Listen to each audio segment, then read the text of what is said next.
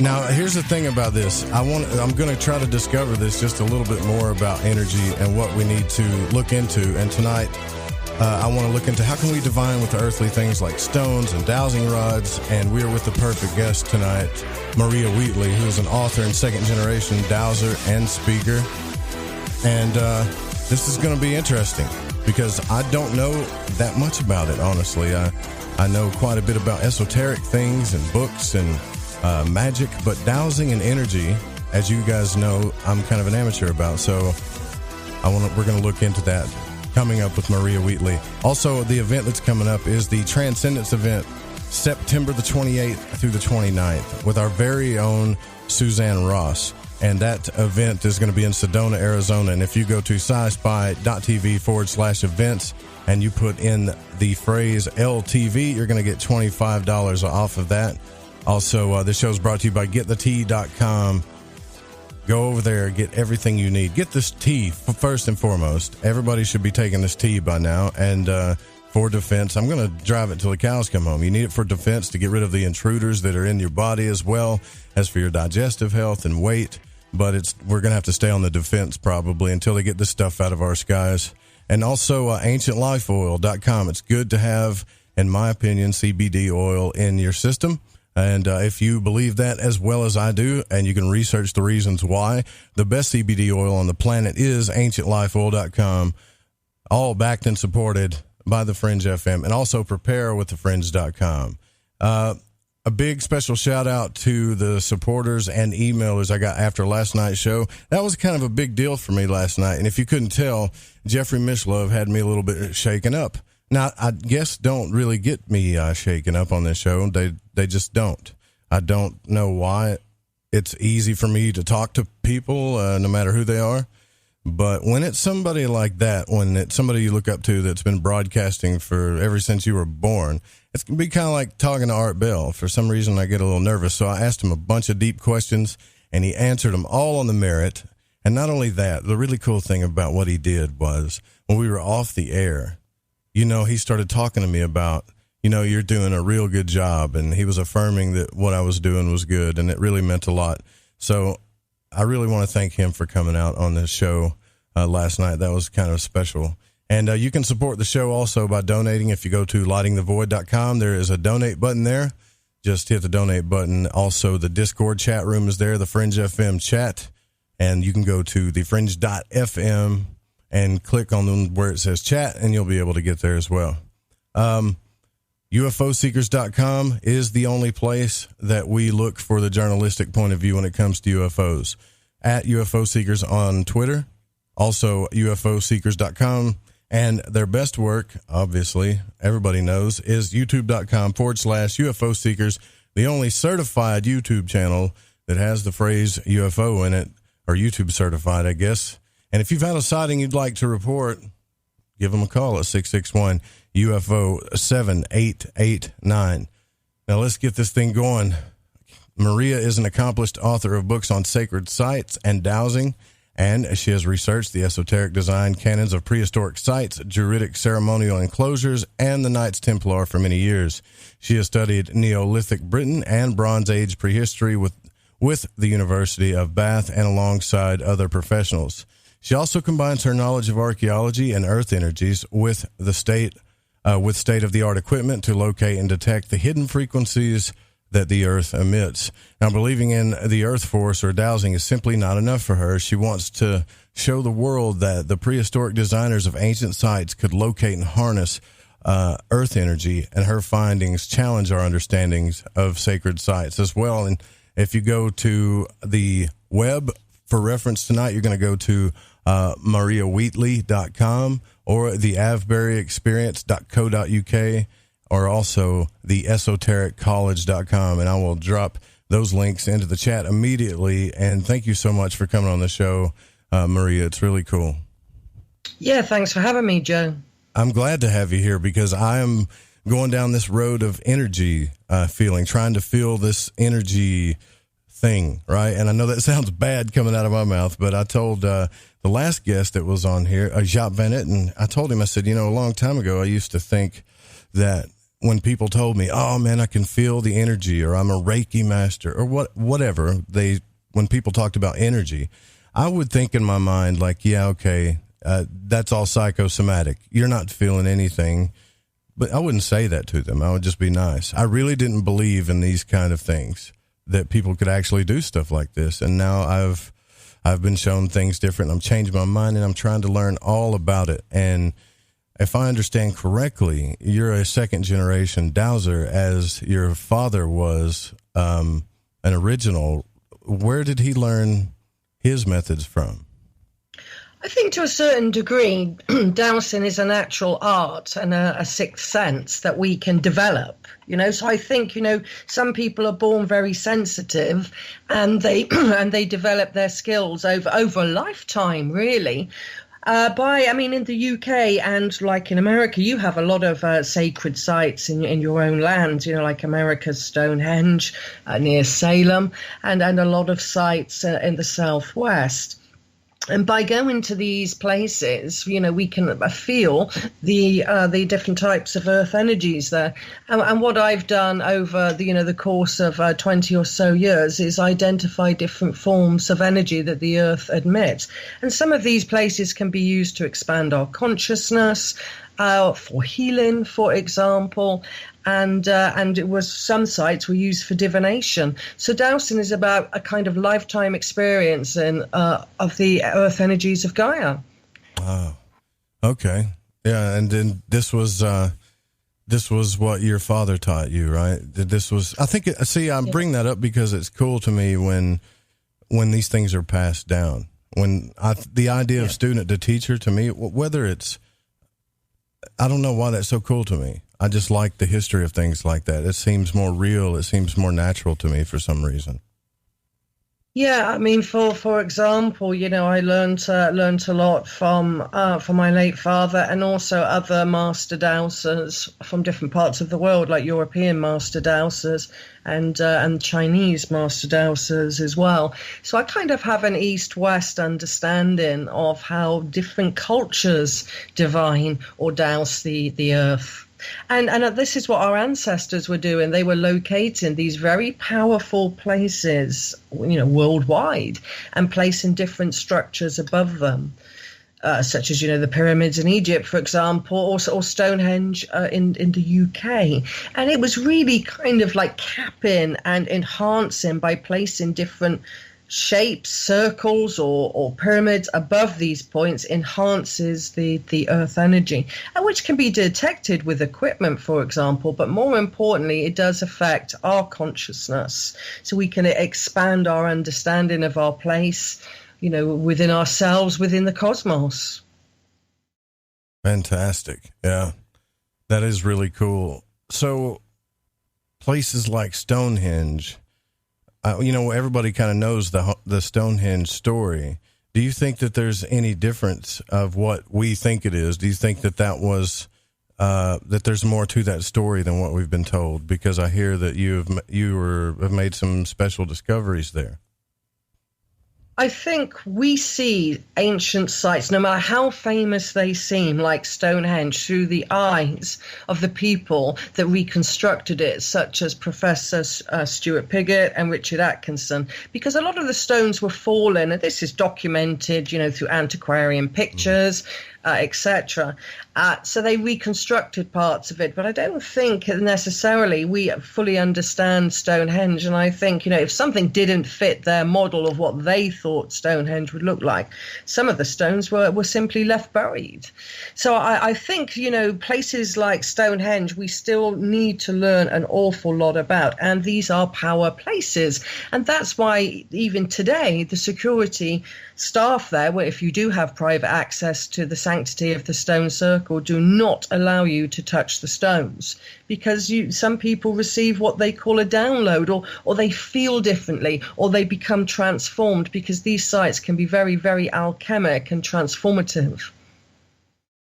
Yeah, so with that being said, when people say stuff like everybody has these intuitive thoughts that I've heard people talk about, like there's initiations in the king's chamber, and there's resonance there, some type of energy there. People did druidic initiations at Stonehenge.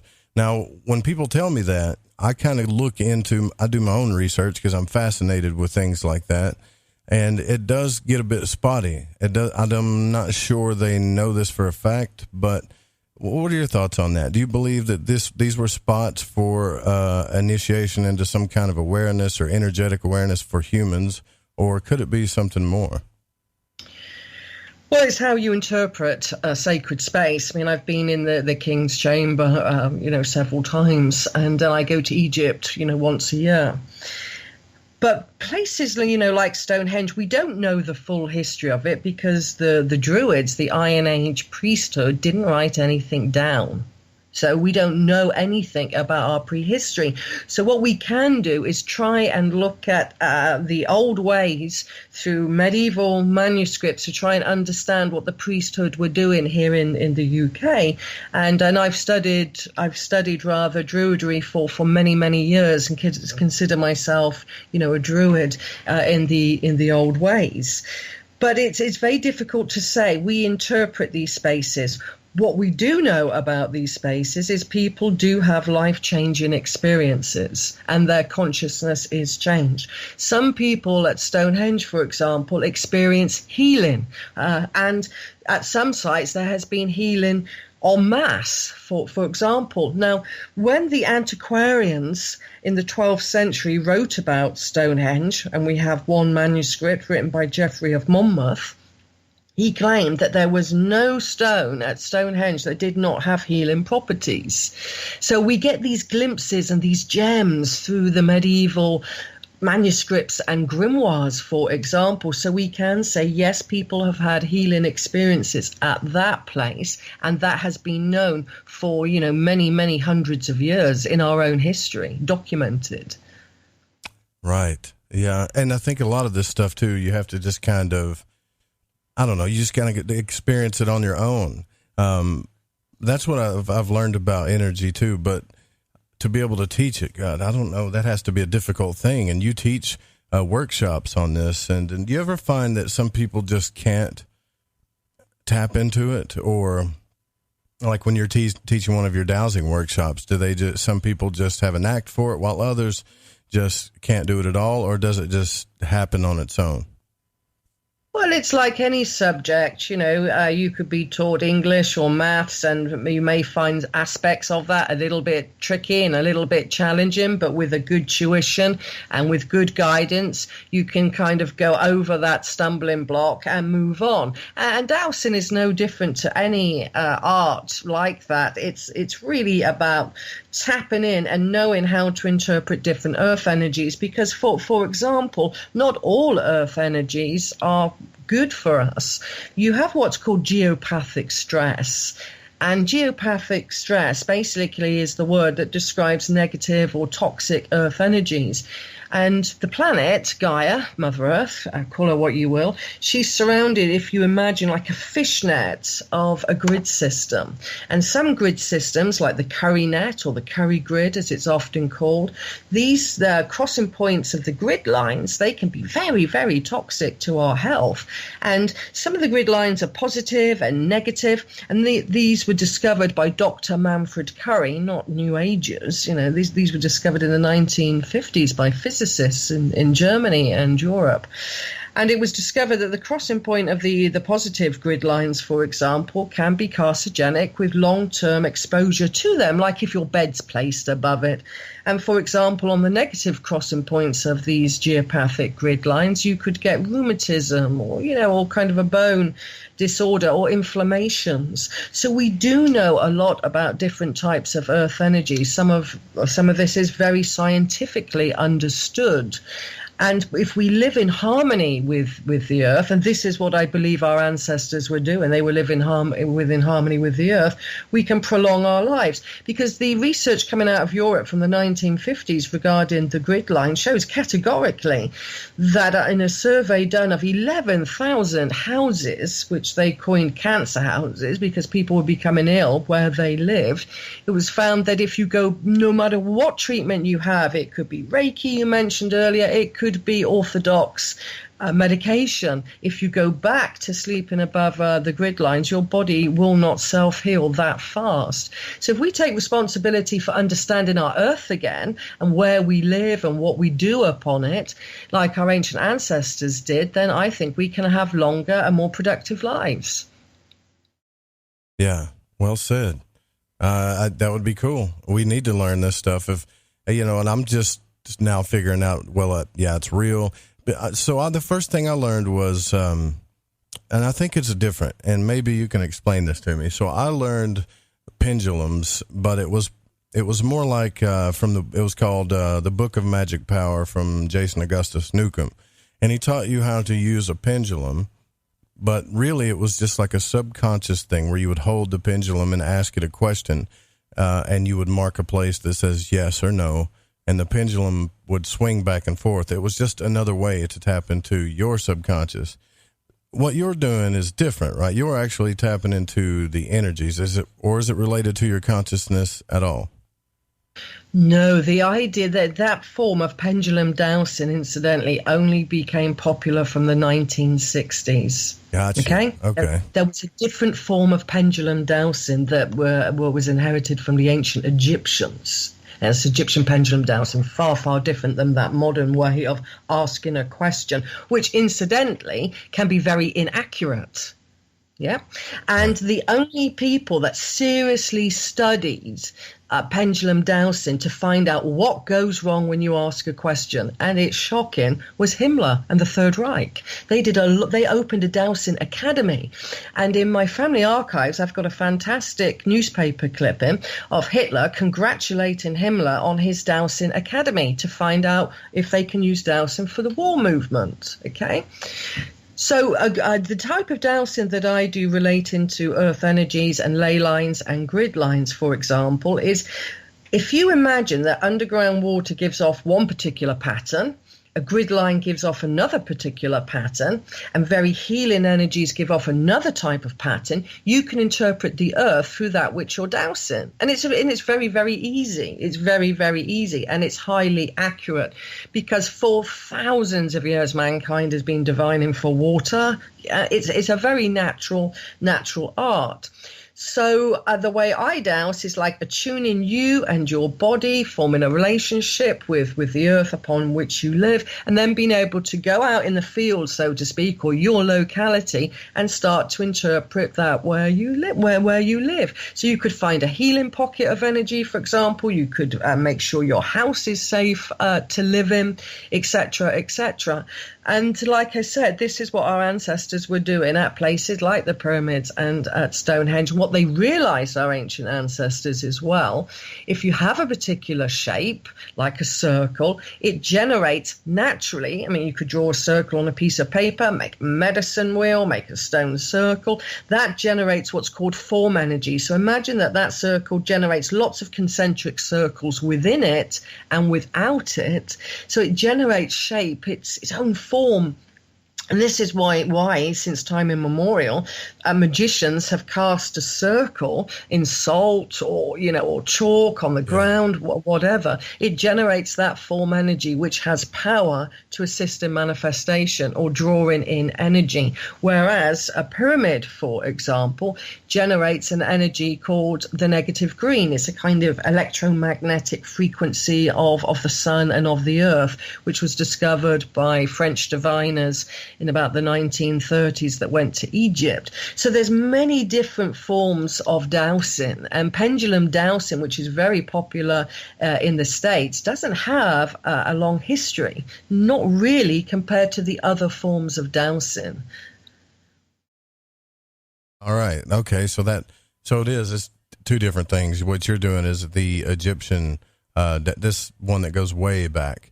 And that one is just more about asking your subconscious a question. That's about, it seems, the one I was talking about. That's standard pendulum dowsing. I do earth energy dowsing and grid line work with what's called an L rod. It's like an L shape, and you can use two rods and they cross when they find something.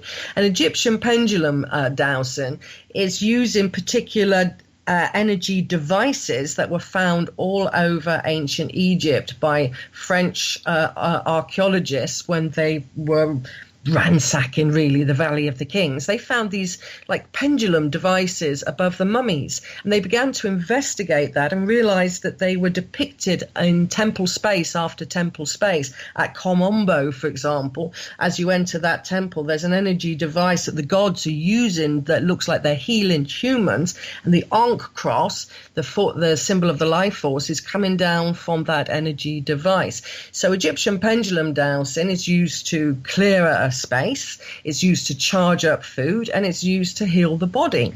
So that's one form of dowsing, and you can ask it questions like you do in normal dowsing, but it has a purpose because it generates particular energies and frequencies that are healing, and it's really easy to use. For example, different Egyptian energy devices with a good bit of training behind it, which doesn't take too long, and before you know it, you can clear a space. Uh-huh. That's fascinating to me what you said about the circle earlier too, because I've always understood the circle to trigger the subconscious, but I knew that there was energy there, right? And not just the trigger, but I guess the Jungian understanding of what the circle represents, everything, alpha, omega, protection, all things. So I have this big question that I ask a lot of guests that are involved with this stuff is that do you think that energy and consciousness, based on your experience, have a direct connection together? Or do you feel as if these are actually two separate things when you work with them? Well, for me, in my own experience working with energy, it's about a two-way relationship with that energy. Yeah. So for example, with earth energies, when I work with those, I understand it and I introduce myself to it and it understands me. So I think there is no separation and that we can become one with things and we can become one with different types of earth frequencies. And most people see, for example, like a ley line as just being a linear line that has ancient sites set upon it. But not only does that have energy, when we look at the past investigations done on energy, it relates to the sun's energy as well. And those color frequencies of the electromagnetic spectrum, which we know is red through to violet, through the color of the rainbow and our chakra systems, etc., they discovered there was unseen frequencies as well that the sun generates, and they influence the earth energies and us as well, because the sun is more than just its light. So divination and dowsing looks at not just earth energies, but the color frequencies of the sun that influence us. Now, one of those frequencies is called the negative green, for example. And this was discovered by French diviners Chaumery and de Bellezel from the 1930s onwards. And Chaumery, they had a laboratory, they were really serious investigators, and they discovered the Egyptian pendulums, for example. And Chaumery filled an object so much with this negative green from the light of the sun that they did through these energy shapes and devices that he was found 1 week later in his laboratory completely mummified with no smell of fermentation. And that went down in dowsing history. As these forms of energy from the sun and the earth can have good consequences and bad consequences. And they suggested that team, French duo, that these energy devices were used in the mummification process as well as natural embalmment, etc. So if we can go back to what our ancestors understood about these frequencies of the sun and the earth, I'm sure that we can learn far, far more about ourselves and our own consciousness.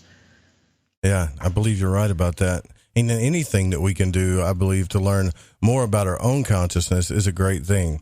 I got several more questions for you. When we get back, we're going to talk a little bit more about this and some of the methods and discoveries that she made as well.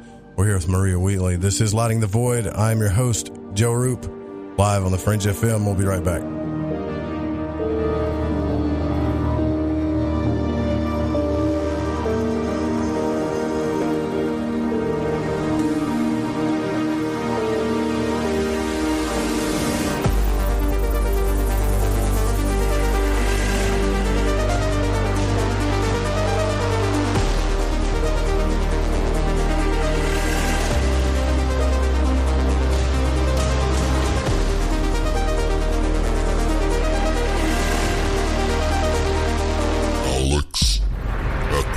Alex Exum, and you're listening to The Fringe FM. Hi, this is Kronox from Belgium, and you're listening to Lighting the Void with Joe Roop.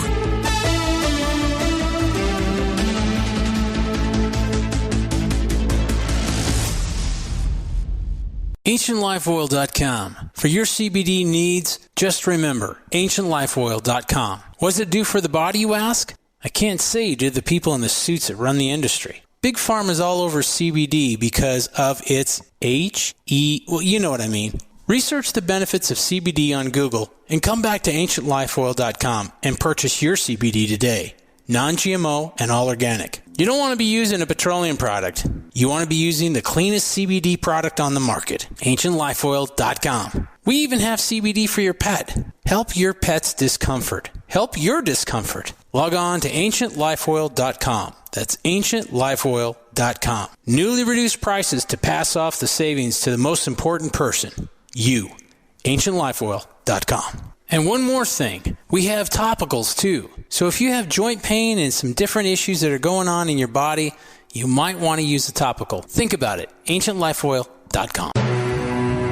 I'm Ryan Gable, and I want to remind you to keep your radio, phone, tablet, or computer tuned to The Fringe FM, and visit the website thefringe.fm to listen to the entire lineup of shows. You can also catch my broadcast, The Secret Teachings, Monday through Friday, beginning at 12 a.m. midnight U.S. Pacific Time, right here on The Fringe FM. Hey, Fringe FM listeners. Did you know that when you're on the road with limited data or no Wi-Fi available, you can still listen to every minute of The Fringe FM by calling 701-719-3971. No smartphone, app, or internet needed. Saves your data plan and no extra cost if you have unlimited minutes. Call 701-719-3971. That's 701-719-3971. Listen to The Fringe FM on any phone, anytime, anywhere. Did you know that qualified patients can access medical cannabis in all 50 states? CannaSense is a medical cannabis collective that helps patients in all 50 states gain access to cannabis medication. CannaSense does this with a streamlined process and strict compliance with the Compassionate Use Act of 1996, the Affordable Care Act, and the U.S. Constitution. It is important for each patient to understand the legalities involved, the costs, and the benefits of cannabis medication. Through truth, legalization, and education, the medical benefits of cannabis will supplant recreational perceptions, and the real vision for change will be realized. Let the people and their personal doctors take control of their medical cannabis decisions before the greed of big business takes over. The tipping point for change is today, and CannaSense is ready to lead the charge and enable legal access for all qualified patients to medical cannabis through its proven system. For more information, go to thefringe.fm/care or click the banner on the website today. Come. Walk through the mossy creek and up the hill. Never mind the flashing lights and otherworldly shadows. They stay hidden within the trees. Come, step up to the shack and begin your journey to the answers that you seek. This is Lady Anne, and you are listening to Lighting the Void on The Fringe FM. Yahoy there! This is Gigi from Shift Happens. And holy shit, you're listening to KTLK, The Fringe FM. Hey, don't you dare turn that stuff. Hey, Google, I would like to become more intelligent about the unknown world around us, but I don't have time to read or go to school because I work all the time. What do you recommend? Try listening to Lighting the Void. It's the best way to become more intelligent about the unknown world around us. Besides, I happen to think Joe Roop is the most handsome voice in radio. Listen Monday through Friday 9 p.m. till midnight Pacific Time on The Fringe FM. Plus, you will hear a bonus feature called The Stranger Than Fiction News, reported by Vance Nesbitt, news anchor and sorcerer. With all this information in one location, you are guaranteed to be more attractive to others in your social circle because you'll beam with intellectual wisdom. Yeah, I think I'll try that.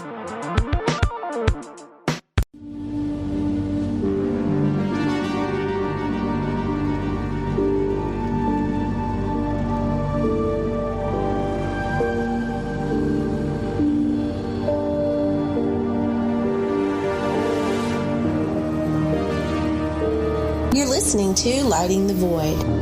The call-in number is 1-800-588-0335. If you would like to text, you can text in at 501-777-5631. It is already a very interesting conversation so far with Maria Wheatley here.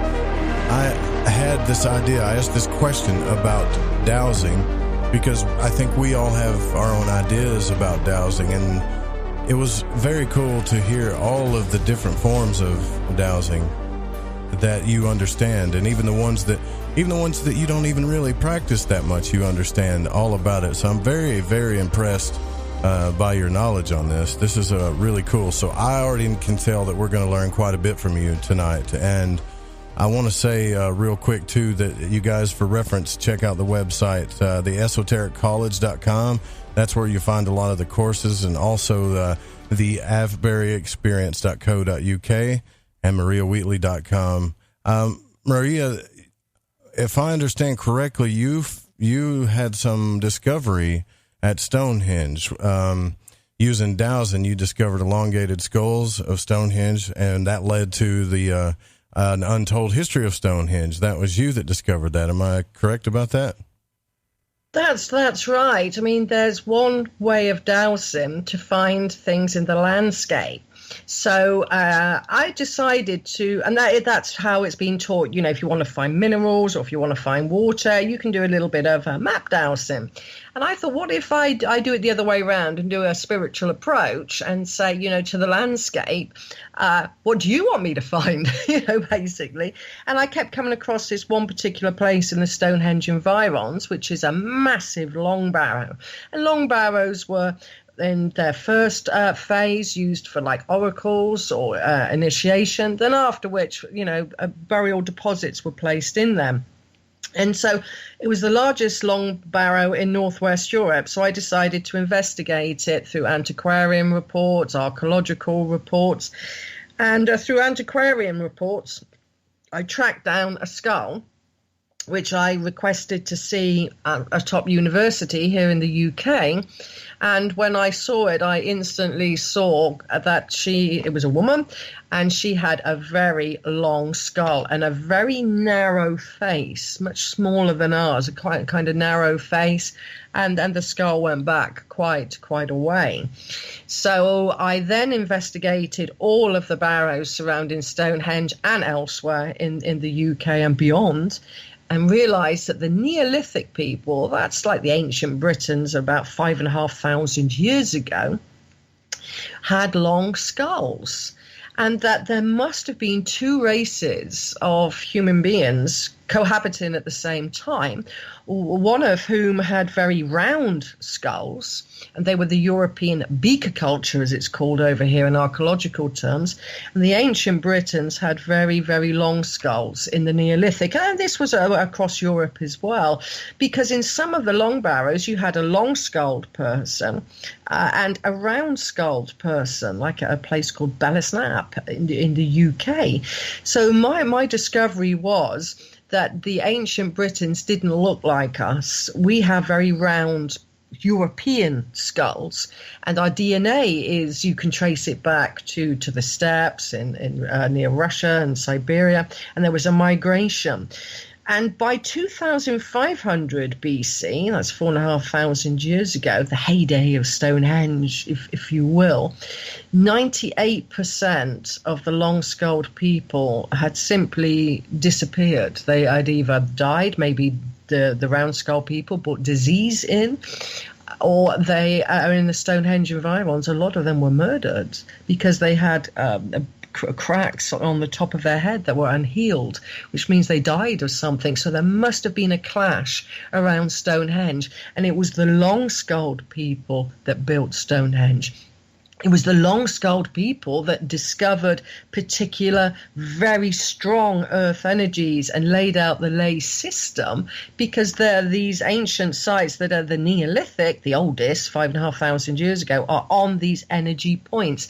And then what happened was the round skull people kind of took over and started building round-shaped monuments like round barrows and adding to their other monuments by placing a round circle around it. So I coined a phrase as an antiquarian once did: long skulls, long barrows; round skulls, round barrows. So I think the shape of the skull influenced the type of monument, and this had not been documented in the UK. And when I asked at the university, when was this skull last seen, because they have to document who goes in for academic purposes, okay, and it had been in the 1930s. These top universities do not know what they've got in their archives. Yeah, fascinating. Yeah, so the Druids, right? The Druids, that's something that I'm very interested in too. And I've only talked to one guy about that I knew from a Rosicrucian order that lives in Ireland. And, he was very connected to the Fellowship of Isis and Lady Olivia. And I didn't get much information. It's a very, very mysterious order, isn't it? Like the Druids. Have you found out any information? Do they still exist today, do you think, or is it long gone and past? Oh, no, not at all. I mean, I'm a trained druid. You have three different levels of druidry. Mm-hmm. You have the first level, which is a bard. You have the second level, which is called an ovate, from the ancient European word called vat. And that's where the Vatican took over a druid site of a vat. And an ovate is the kind of divination aspect of druidry. Then you go advance to be a druid, which is the third level, if you see what I mean. And we have societies over here that are the kind of big druid orders. Winston Churchill was a druid. Really? Okay. Yes, he was. And what happened is our totem animal of druidry for England's energy is the raven. And in Welsh, that means Bran, the great god Bran. And in our legends, Bran severed his head and he placed it in White Tower, which the royals took over in the medieval period. And his head looked out over towards France. And as long as the ravens were around him, his totem animal, England shall never fall. And during the Second World War, the ravens escaped from the tower, which meant England would fall. Bran's energy had gone. So Winston Churchill demanded that people go up to Scotland and bring the ravens back, and now their wings are clipped so they can never fly away from the tower. So even during the war movement, druidry was playing a really, really big role.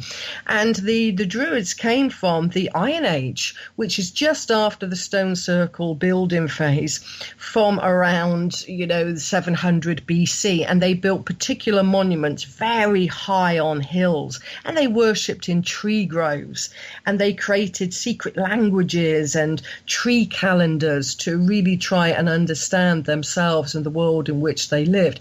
And in druidry, you have three major chakra centers in your body, and the whole idea is these energies rise up like kundalini, and you become one with the land and with the cosmos. So druidry is very, very, very deep indeed, and has layers of history and monuments of the ancient druids as well.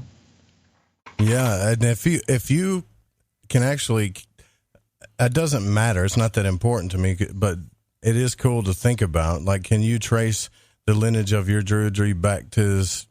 Do you have the information on that where you've checked it out and it goes far back with whatever society that you belong to? What happened with the Druids around when the Romans came over here, the Roman conquest, we call it in historical terms, which was around AD 43. They rounded the Druids up, and they rounded the Druids up, and the Druids had to flee now to a place called Anglesey, which is an island off of Wales. And the Romans followed them and slaughtered all of the Druids in a genocide act against our people. So there was a lot of lost at that time. And then there was a crossover with Christianity. And the Druids knew that they would be condemned as heretics if their wisdom and their teachings got out. So they formed an order called the Chaldees. And the Chaldees kept the information going, which then ended up in mystery schools and esoteric circles, so to speak. So Druidry does have a long heritage, but it kind of got broken. And we turn to things like ancient Irish manuscripts, our history, our folklore, to understand Druidry today. But we do know that the Druids communicated with nature. They were the masters of nature. And even Caesar recorded that. And they must have known about earth energies, the Druids, because you get particular earth energies that are influenced by the moon's first quarter. Roughly 6 days after a new or full moon, earth energies will change. They become empowered. They have a bit of like a kick to them. And the Druids would only pick mistletoe, their sacred cure, at the time when it was 6 days after a new or full moon. So they were completely in harmony with nature. And the whole idea of being a druid is that you pass inspiration and wisdom to other people. And a really good druid should be inspirational for you. And we have what's called the Arwen, spelled A-W-E-N. And the Arwen is like the Holy Spirit. It's inspiration. And if I get inspiration in my writing or my life, I have to allow it to flow. So I have to inspire you or someone in the supermarket or an ex-person to keep the Arwen flowing. Druidry is very, very deep. Indeed. And I have found that to be a running, I guess you could say, a running parallel with a lot of ancient mystery schools, especially that combine east to west, things that have come from Europe to here, where things have got, well, our history tells us that it's been broken and shattered, but they had the I guess you could say seems to be the leftovers, or the people that didn't get totally annihilated and kind of did things their own way and hid their own way and still kept their lineage alive in their own way. And I think that's beautiful. Exactly, Joe, and that's what happened with Druidry, and but I do think that this ancient religion, which has a god, a source, but other gods as well, like a god of communication, a god of healing, and a goddess, etc., is all expressed throughout nature. So we learn as a druid from trees. We have what's called the tree calendar, and we learn from nature, and there must be that relationship. And this is where I think it ties in with earth energies, because a lot of people, maybe not people such as yourself and some of your listeners, because you're switched on people, but some people have such a disconnect with the earth now, and a disconnect with nature. And I think Druidry and earth energies can bring us back to that point of where we understand nature a bit more and work with those elemental natural forces, which can be magical. You know, Druidry isn't passive. You don't pray to your god, you invoke, and you become powerful, and you act always in your empowerment. And I think to a certain degree, some religions, wanted to take control and have the power and didn't tell you how to do things, and it was your role was passive. Druidry is empowering, and it's beautiful. Yeah, it's like activating.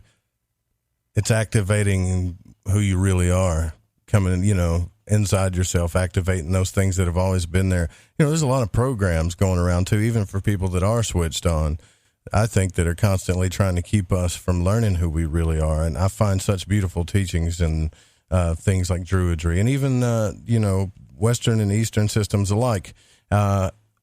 Did you ever find a connection between the Druids and the Templars? We're doing history here, but we'll get back to dowsing. I'm just curious.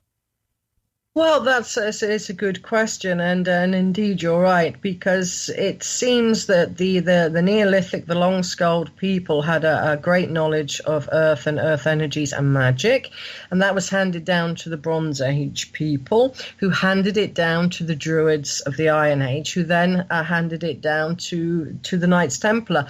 We know this because if you look at a Knights Templar structure, like a church or a chapel, they incorporate very similar energies that the ancient Neolithic people were incorporating into, for example, Stonehenge. So they must have had some very, very deep mysticism that they were learning probably from the Middle East through, the Keys of Solomon and things like that, and combining it with a Western approach of earth energies as well. And that's why, their places and their temples and their chapels and their cathedrals have that special ambiance, that spirit of place. Whereas a modern day church that doesn't incorporate the earth energies doesn't feel that it's got soul. And some buildings, even modern day buildings, feel that they're not right. They don't have that soul factor.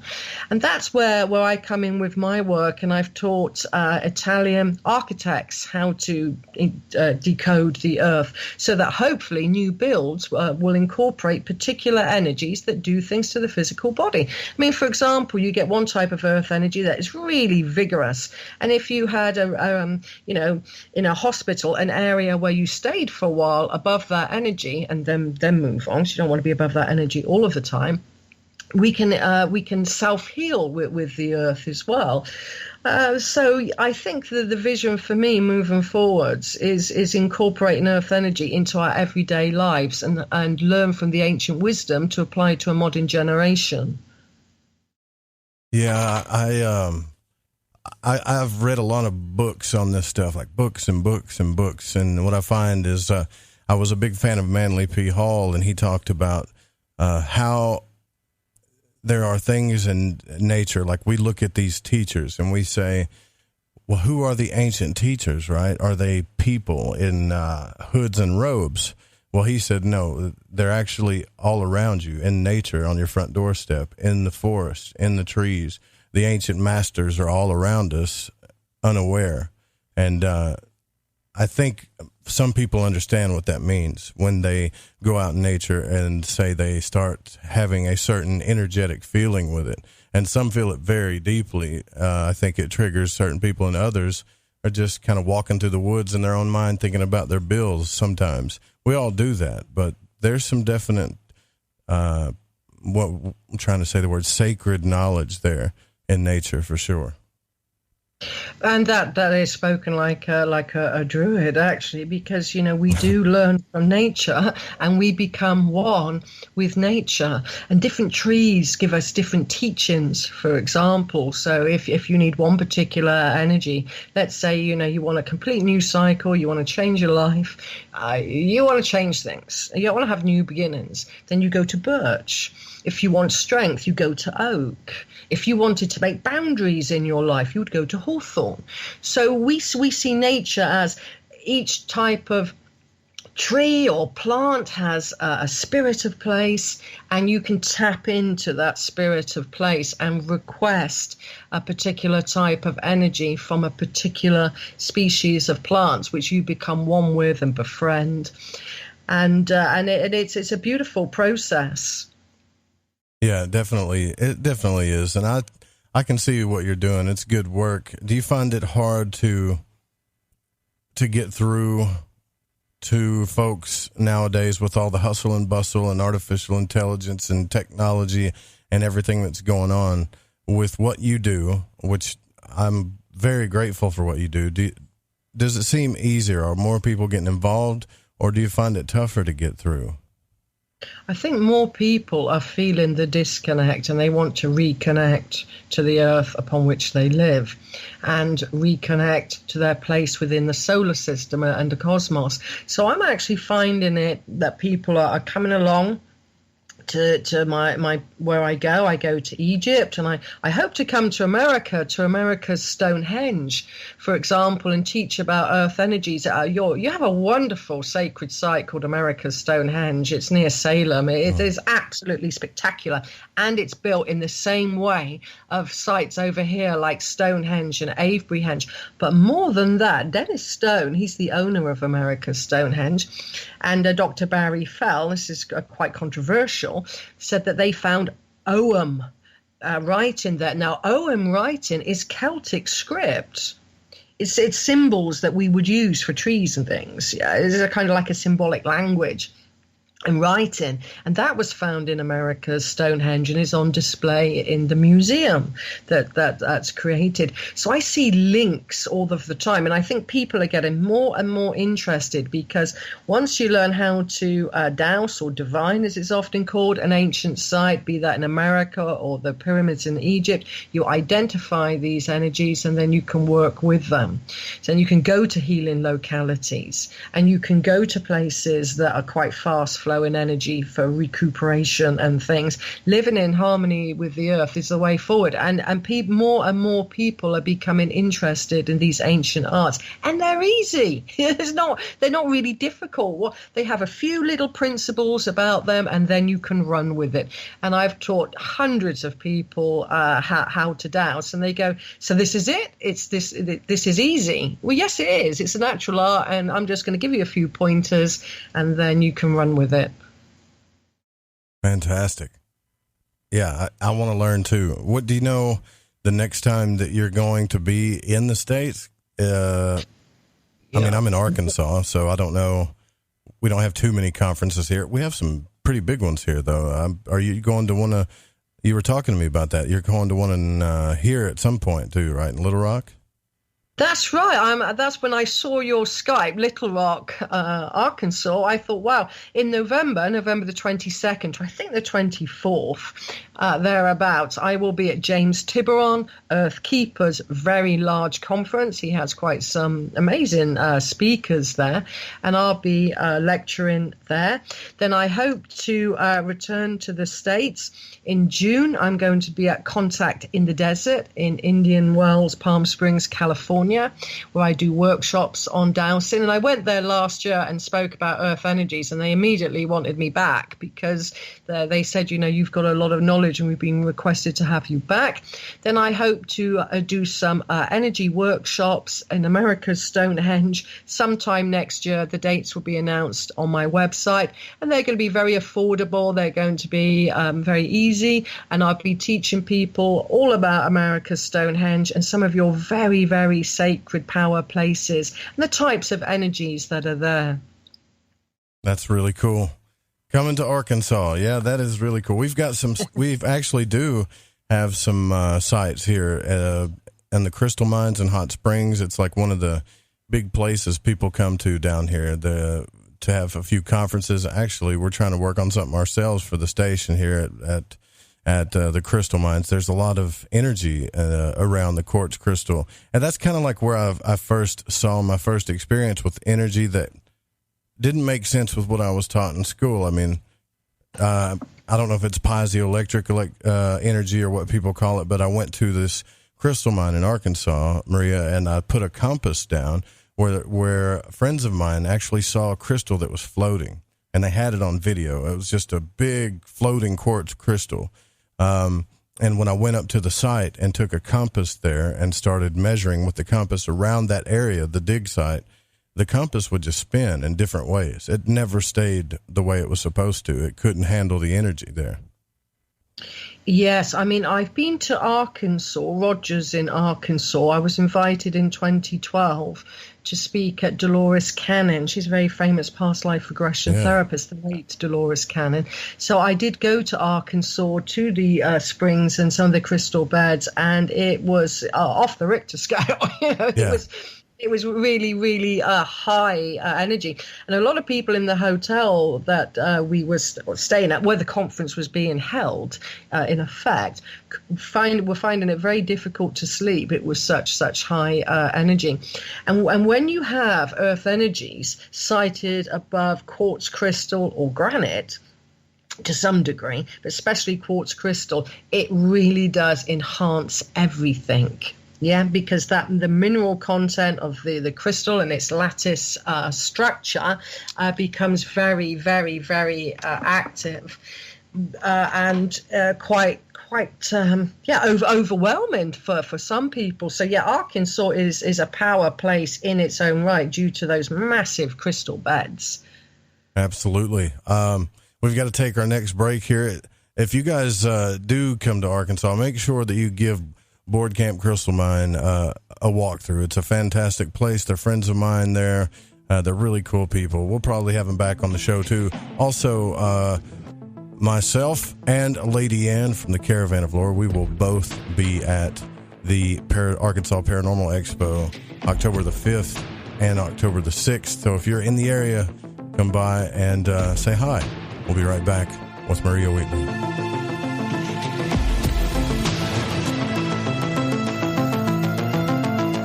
You're listening to Lighting the Void Radio.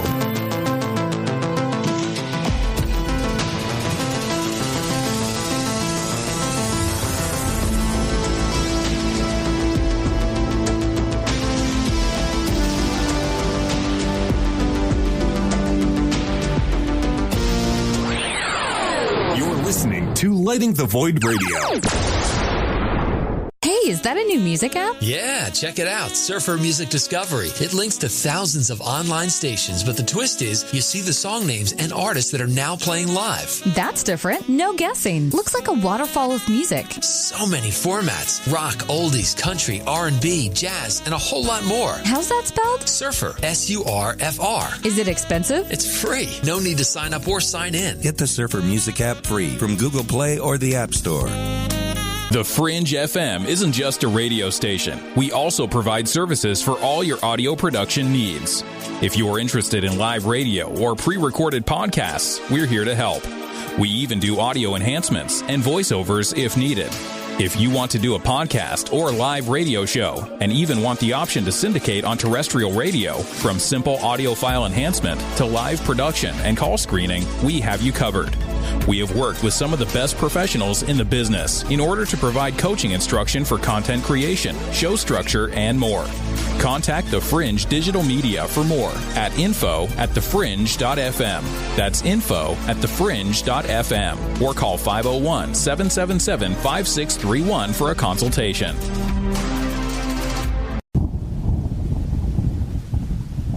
You're listening to the Fringe FM, and I'm Michael Deacon reminding you can find my show right here on the Fringe FM every Sunday night at 9 p.m. Pacific Standard Time, 12 p.m. Eastern Time, or by going to michaeldeacon.com. The choice is yours. Hi, this is Sammy. Join us in the Deep South as we're lighting the void with Joe Roop on the Fringe FM. Listen, I want to tell you about G.I. Joy from GetTheTea.com. It's the best alchemical concoction of goodies for your stomach and digestive system I can recommend, and that's all based on my experience. Packed with colostrum, acidophilus, aloe, peppermint, and turmeric. If you do your own research, then you know this is the bee's knees for the stomach and digestion. Now, due to Big Brother's ears and the eye in the sky, you know I can't go into the details about what it helped me with. All I can say is I got relief. It's non-GMO, no fillers, no preservatives, manufactured right here in the US of A, and delivered to you by the only people who stay on top of the game and are out in front. Go grab a bottle of G.I. Joy at GetTheTea.com and see what all the fuss is about.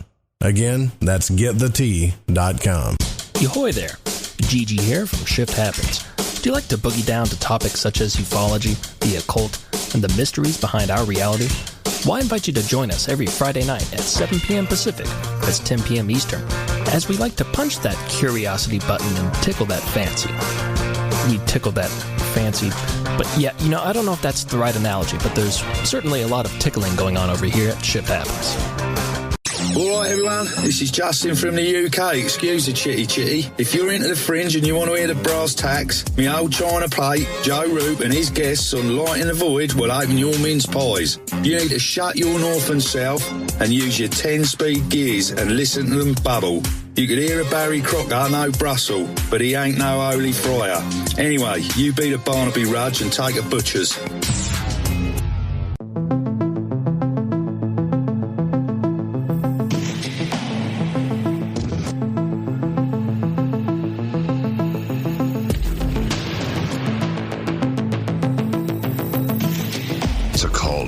Pick up the phone, dial 1-800-588-0335, toll free from the United States or Canada.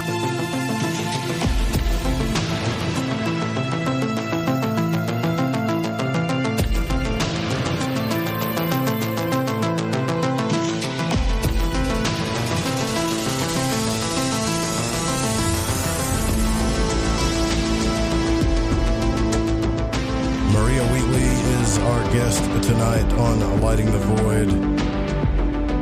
I am fascinated with this already. I'm probably going to do my best to go out to the event that you're coming to here.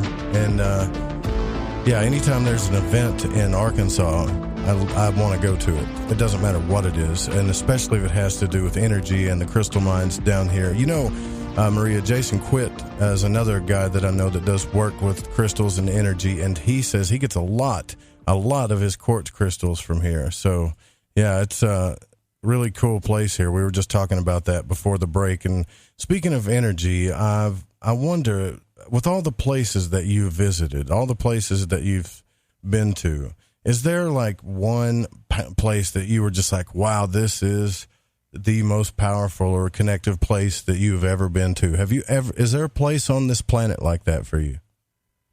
There is, because, you know, when I've been in the King's Chamber and the Queen's Chamber, the pyramids, it's a wonder. Don't get me wrong. It's an absolute wonder. And the construction, obviously.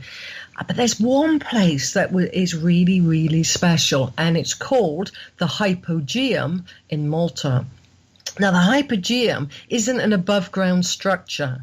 It's deep, deep in the earth, carved out of solid limestone bedrock in the most exquisite masonry, with chambers all around it. Imagine chambers up, chambers down, and you're inside the earth. And they have a room there. It's called the Oracle Room. And if I was to stand in the Oracle Room and say my name or your name, let's do Joe, it will echo Joe in every single chamber throughout the Hypogeum. So I really like the Hypogeum because it's in the ground. The way they carved the stone, and when I say chambers, I mean kind of almost like space pods that were carved out the solid bedrock in a beautiful way with patterns and lines, and it's absolutely delightful. And it wasn't found up until about the 1930s by Professor Samet. Because it was underground, and you've got a town in Malta. Malta's such a small island; it's only 9 miles by 12. That it was literally built over, and he cleared it, and then he found this amazing structure. And in Malta, it was a goddess cult, and wherever the temples are, and you've got, for example, Hagaim, that's a temple dedicated to the goddess. Other temples dedicated to the goddess, lots of goddess figurines. And in Old Maltese, there was no word for father. So it's a very gentle, very mothering, very nurturing country. And in Malta, they've got such power places, many in such a small island, and everybody is kind of happy there. They're really kind of quite a balanced culture, the Maltese. So for me, the Hypogeum, when I first went in there many years ago, it took my breath away. The Hypogeum, and did you say it was in Malta? The Hypogeum in Malta. Cool. Yeah, that's really cool. Guess I'll have to check that out. You know, that's sad. I get so jealous when I hear about things like that, because I haven't even seen most of my country, much less parts of the world, and I've always wanted to go to Egypt, and I mean, I'm sure you've been there several times. I get this feeling around Egyptian symbolism, and other people have told me this too. When I see it, it's very hard to explain. It feels like deja vu or something, and it's very, very deep. When you have moments like that, would you consider that like an energetic communication or a tie, or is it just simply really extreme deja vu to you? Well, when I've taken people, I've got to talk about other people's experiences, because that we get a good reflection from people. When I've taken people to, whether it's Malta, Egypt, or Stonehenge, they do feel that they've been there before. And some people even say, I've come home. Yeah, and they live thousands of miles away, like you in Arkansas, and they go to Stonehenge and they say, I feel I've come home. So I feel maybe there's past lives wrapped up in this. Maybe there's just a deep connection that Stonehenge gives you that you feel you're entering a very high intense energy field, a bit like probably what you experience with your crystal beds. You're going somewhere special if you go on those crystal beds. It's the same with places like Stonehenge. So a lot of people I've taken over the decades around these sites do experience that moment of, I've been here before, I've come home. That's exactly how I feel. And I don't want to say it because I hear other people say it and people roll their eyes and go, oh yeah, here's the past life stuff. But I can't help it. That's what I feel around it.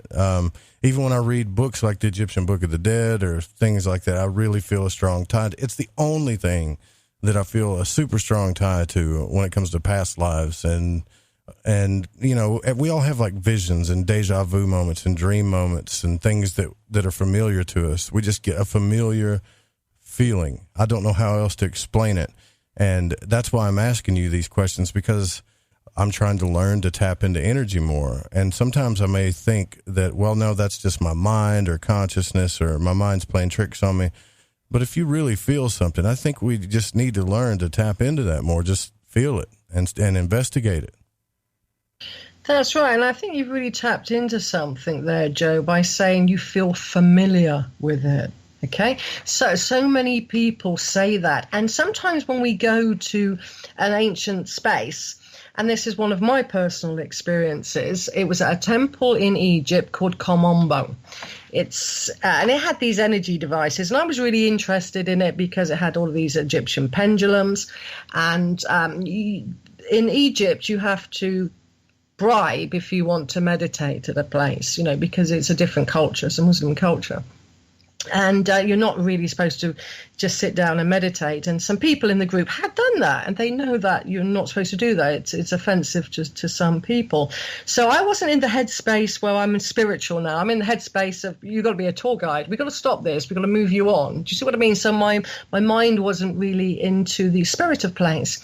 But that evening after leaving Komombo, it's right by the Nile. It's a wonderful, wonderful place. But that evening, there was a kind of barbecue on the Nile boat cruise that we were on, and it was really nice. I went to bed, and then about 2 or 3 o'clock in the morning, I can't remember when, I sat up. It was like a force field forced me to be upright in the bed, and I had this massive kundalini rising from the base of my feet to the top of my head.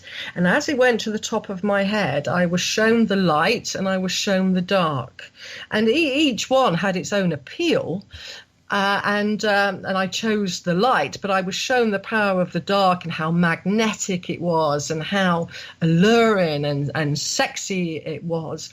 And I chose the light, and then for about 24 hours, I couldn't even speak. It was like my voice was taken away from me for that time. So when we go into these places, and this is what I say to people, you're entering a force field and you're going to be in an altered state of consciousness, but you won't think it. You're thinking, oh, I'm looking around at this amazing temple, but the energies really, really do influence us in very unseen, subtle ways. That wasn't in the temple where I had the Kundalini rising. It was on the Nile boat. But it was associated with that energy. So these places can give us massive transformative experiences, and the energy stays with us as well. I am kind of starting to look a little bit deeper into past life stuff, and I do a lot of dream journaling, but I find that some dreams that I have I don't really know if they're dreams. I feel like that's something I've done in a past life.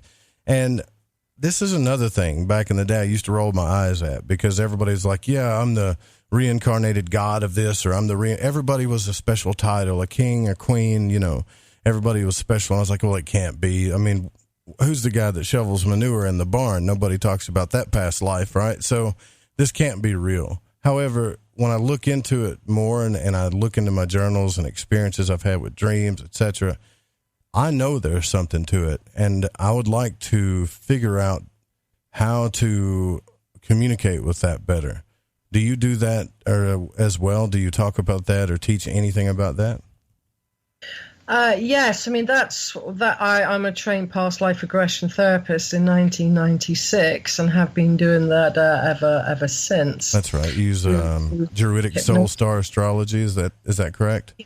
Yeah, and I do that. I do standard past life regression. But in the States, Dolores Cannon, she does a form of past life regression, QHHT, quantum hypnosis healing therapy.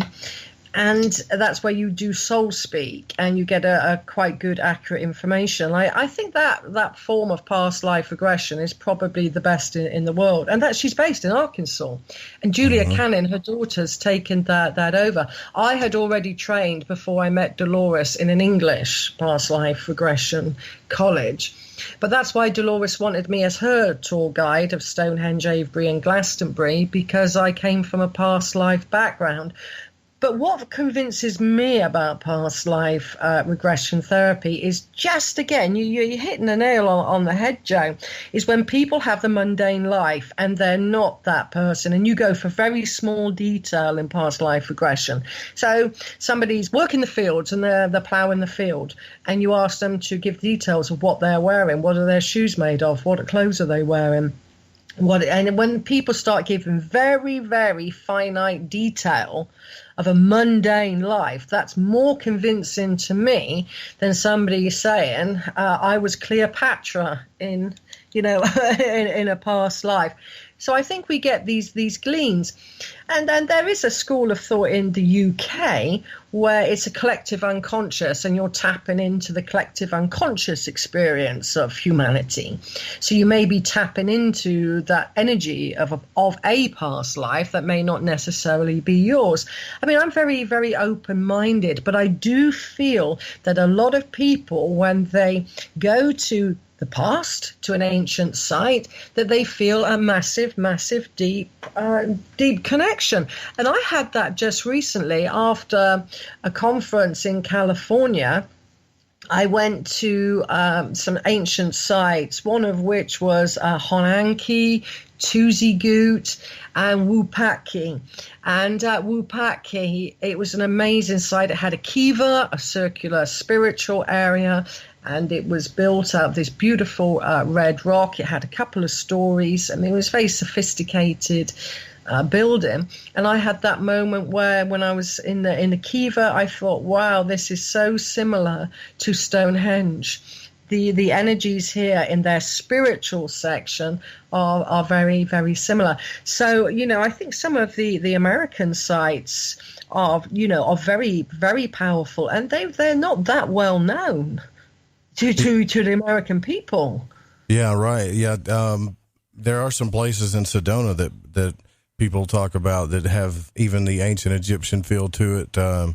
There's also the Wall in Texas, I know that Josh Reeves talks about, and then I know Graham Hancock just wrote a new book. I think it's called America Uncovered or something, where he talks about all of the connections here that connect to that, all of the sites and stuff. History is not what we think it is, that's for sure, and it's kind of sad because I like the mystery side of it, but I want to know so bad. And I'm starting to realize, like, as you say, that sometimes if we can't find it in a book or we don't know, if we do tap into our energy a little bit more and our consciousness and really learn how to use these tools, like tools that you teach, I think we might start realizing things or learning to know. Yes, because there are similar design canons, as the expression is coined. And the design canon at an ancient site is particular energy patterns, that prevail site after site worldwide. So you could be at the pyramids, or you could be at Tuzigoot in Arizona area, desert. And they have similar things, one of which is... to an esoteric water diviner, there's two types of water. One falls from the sky and fills up the aquifers and the underground streams, and that water could have fallen 30,000 years ago. We've got an ancient well not far from Avebury with aquifer water 30,000 years old. So that's called groundwater, and that's what most people would drink, and that's what water boards tap into, groundwater. Now, living above that type of groundwater isn't very good. If you've got underground water in your home, it's classified as geopathic stress, which I was talking about earlier. Long-term exposure will weaken your DNA to whatever your family DNA is susceptible to in terms of illness and disease. But in esoteric terms, there's a different type of water. It's very, very deep, and it's born within the rock of the earth. And that generates a spiral pattern called a geospiral. And it's perpetual water. It will never dry out because it's constantly being born. And that spiral pattern, that geospiral, is what the ancient ancestors were looking for to site their ancient sites above. Now, when we've recorded the Hertz frequency above these geospiral energy patterns that the Earth emits through the deep water, we found it brings your brainwave into its alpha mode, its meditation mode. And so by going into these ancient sites, the deep, deep waters, yin water, if you will, compared to the yang water that falls from the sky, that will give you a kind of healing or a feel-good factor. But what has been noticed across Europe is that at certain points, places, if you will, in a locality, for Christians, the Blessed Virgin Mary often manifests. So, for example, at Lourdes in France is a very famous place for healing. A little girl called Bernadette, she just started scratching at the ground because she had a vision of the Blessed Virgin Mary, and these healing waters burst forth. Now, what a lot of people seem to have as a spiritual experience above the geospiral energy pattern is a vision of a goddess. Now, it could be the Blessed Virgin Mary if you're a Christian. It could be a different type of woman if you're, like a pagan or a druid. But what a master dowser noticed in the 1940s after the Second World War, that some of the soldiers that were going across France, and they must have been full of fear, backpacks, aching, God love those people. They must have been in a very unusual state of consciousness. But some used to sleep and kind of coopy down where sheep or cows had previously laid down. So you've got like a little bit of indented grass, so to speak. And they woke up feeling much, much better because animals, where animals and sheep and cows lie, that's normally a good pocket of earth energy. But more than that, they said to them in their dreams, they had met a woman, it could have been their wife, their lover, their gran, their mother, their sister, who told them they were going to be okay in the war movement. Because again, these are above slightly spiral patterns that are above very, very deep water. So it's often associated with the goddess vision. Wow. Hey, what do you think about when it comes to the gods and God and goddess? When I think about that, I think about the male and female, all the archetypes, all the names of the gods of the female and male energies. That again, we keep running into things here as I speak to you about things that I used to roll my eyes at, but I don't anymore. I really feel like we need to get that back. And I know that sounds weird coming from a man, especially a Southern man like me, but the feminine aspect of things, that feminine energy is a key to a lot of things when it comes to awakening. And in my practice and what I do, it definitely is. It's a big key. And it's we've been taught quite differently for a long time. I mean, and when you hear the words like patriarchy and things like that, it hasn't just taken over, our financial system and jobs. It's not just that. I think it's an unbalanced energy that we need to fix for sure. That's right, because again, if we go back to Malta, I spoke about the hypergeum, that wow moment, that breathtaking moment I had. It was a goddess culture. Stonehenge, phase 1, didn't look like the Stonehenge you're familiar with. It was a stone circle of 56 blue stones with a heel stone. And the original astronomical alignment to the heel stone in phase 1 was to the moon, which is always, in most cultures, considered the feminine. So in phase 1 of Stonehenge, we can envision that people went there because every 9 years, the full moon would rise above the heel stone. That's a nighttime goddess ceremony, and incorporated into that lunar alignment was if there's a full moon round about the time of the winter solstice at Stonehenge, it rises blood red in an eclipse above the heel stone. It was an eclipse calculator. Now, when that was a long skulled monument, and then after a while, it was the entrance was widened and it became more associated with the sun, with the male aspect of creation, and the balance was kind of lost then. Because if we go back to the different cultures, it was definitely a goddess-based culture, and the goddesses were equally as powerful as the males. And we even get our days of the week, as you probably know, from the god Odin, Woden's Day, Thor's Day, Thursday, Freya's Day, Friday. And these are energetic days that are male and female, that we can work naturally with the female energy on the day of Friday and Monday, for example. Right. So even our own language is steeped in the gods of old. Yes. Yep. It's like once you realize the old gods never went away. They never went away.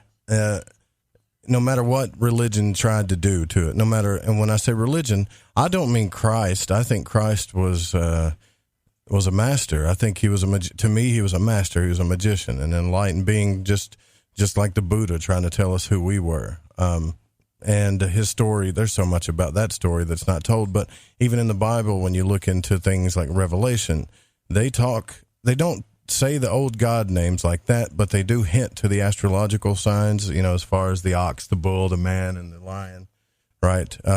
The four corners of the wheel. So they're talking about astrological things automatically. And if you're willing to talk about that in a Christian Bible, then you have to tell yourself, okay, what else is hidden in here? What really is going on in our history when it comes to religion and spirituality? And it's kind of easy to see after you notice these things. Oh, I agree with you wholeheartedly, Joe. I mean, I really do feel, Jesus was a bit of a revolutionist as well, and trying to break down the old order into something far more gentle and far more loving and kind. He really wanted to change the consciousness. And, for me, living in the UK and understanding the cycles of the year, for example, that's what our ancient ancestors did as well. Because there's 8 key points in the solar year, and we're familiar with a few of them. They're the winter solstice, summer solstice, autumn equinox approach, and spring equinox. But to the ancient designers of ancient sites and the Druids, there was 4 other points in the year midway between those dates, and they're the fire festival dates of May the 1st, Beltane, Lammas, August the 1st, Imbolc, February the 1st, and the start of the new year for Druid and for the ancient peoples of this land was October the 31st, which was the eve of Samhain, and the year began on the November 1. All of those dates became Christianized, but there are numerous ancient sites across Europe, not just the British Isles, whose monuments align to these key dates in the year, and we're coming up to one. And Samhain, November the 1st, Halloween, that's when, in my tradition, the portals open and the veil is very thin, as we say, and that's when you can communicate to your ancestors, higher beings, because the veil is so thin. And, you ask the ancestors, you don't have to ask your own ancestors. It could be the ancestors of Stonehenge to guide you. And that's where Halloween came from, with people as skeletons. They were celebrating the Druid festival of Samhain. So when we think about this 8-fold year, they are the power days. And it's interesting to note with these power dates, in the UK, we have a fiasco called Brexit at the moment. But it's interesting to note, when the British people were asked to vote, it was June the 24th, Midsummer's Eve. When they would get out of Parliament, they chose Samhain, an ancient Celtic Druid date. And even for the breakdown of Parliament at the moment, they chose the harvest moon, full moon.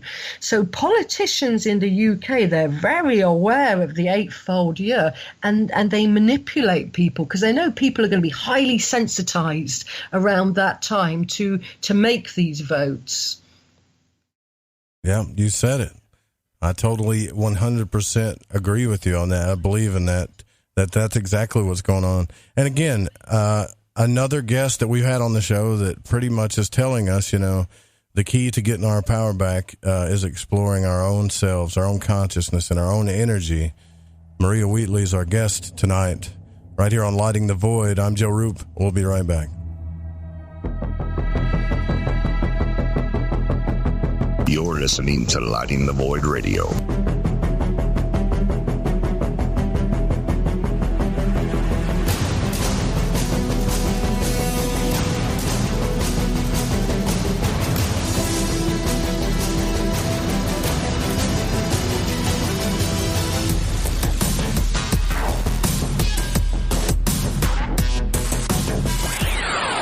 You're listening to Lighting the Void Radio. Ahoy there, Gigi here from Shift Happens. Do you like to boogie down to topics such as ufology, the occult, and the mysteries behind our reality? Well, I invite you to join us every Friday night at 7 p.m. Pacific, that's 10 p.m. Eastern, as we like to punch that curiosity button and tickle that fancy. We tickle that fancy, but yeah, I don't know if that's the right analogy, but there's certainly a lot of tickling going on over here at Shift Happens. Ever seen an extraterrestrial? It can be hard to believe they exist unless you've seen one for yourself. What if I told you I've seen them my whole life, but have never had a witness who shared the encounter with me? Now, what if I told you I saw 4 of them, 2 with blue skin, and there are over 20 witnesses to this CE5 event? My new book, The Blue Beings, Visitation at the UFO Conference, documents actual accounts from real witnesses, many of which have gone on record to attest to this otherworldly reality. Be a part of the quantum paradigm shift that is taking place right now. Go to johnpolkmedia.com to get your copy of The Blue Beings, Visitation at the UFO Conference, on sale right now at johnpolkmedia.com. That's JOHNPOLK media.com. Parabnormal News, I'm Brad Bernards. An icy ocean world in our solar system that could tell us more about the potential for life on other worlds is coming into focus with confirmation of the Europa Clipper mission's next phase. Here's Europa mission project scientist Robert Papalardo. Europa is the most likely place to find life in our solar system today because we think there's a liquid water ocean beneath its surface. Now, we know that on Earth, everywhere that there's water, we find life. The mission will conduct an in-depth exploration of Jupiter's moon, Europa, and investigate whether the icy moon could harbor conditions suitable for life. NASA is targeting to have the Europa Clipper spacecraft complete and ready for launch as early as 2023. Space.com reports that a Japanese company that aims to help humanity settle our moon has adjusted the timeline of its first 2 missions. Tokyo-based iSpace had been planning to launch a demonstration mission to lunar orbit in 2020, followed by a moon landing with rover deployment the following year. But the company will dispense with the demo, instead going straight to the lunar surface with customer payloads on a stationary lander in 2021, iSpace representatives announced August 22nd. A mythical half-man, half-owl that scares off holidaymakers in Cornwall, England, has been filmed in a graveyard. The Owlman of Mawnan Smith has been the subject of folklore since the 1920s, but there haven't been any sightings since 1976. More than 40 years later, ghost hunter Mark Davies claims he's caught the infamous character on camera. Mark holds out a spiritual detector and pans his camera around the graveyard asking if any creature lives here. Then, in the corner of the frame, a ghostly figure can be seen. But when Mark goes to investigate, the apparition had vanished and he could find no more trace of the Owlman. According to local folklore, 2 teenage girls once spotted the figure while on holiday in Mawnan Smith near Falmouth, Cornwall. The story says that they were so scared by the sighting that their father decided to put an end to their holidays and leave Cornwall immediately. Find all of tonight's news at parabnormalradio.com. I'm Brad Bernards, Parabnormal News.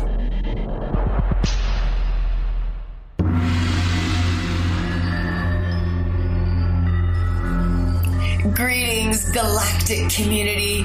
This is Suzanne Ross, host of Sci-Spy Radio, every Wednesday evening from 5 to 7 p.m. Pacific.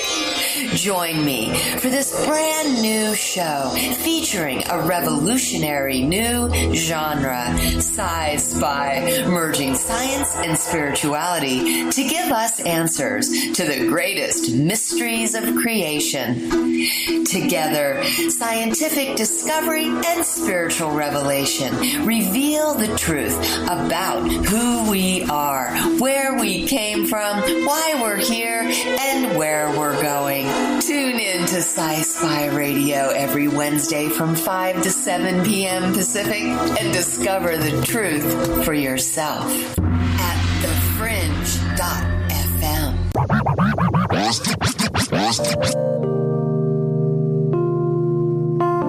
This is Elle. I listen to Lighting the Void because it's interactive radio with good content, interesting guests, and a humble host, sharing his journey through the esoteric. Hey, Joe Roop. Thanks for having us along for the ride. Thank you so much. What a delightful evening. Well, I got a lot of ground to cover.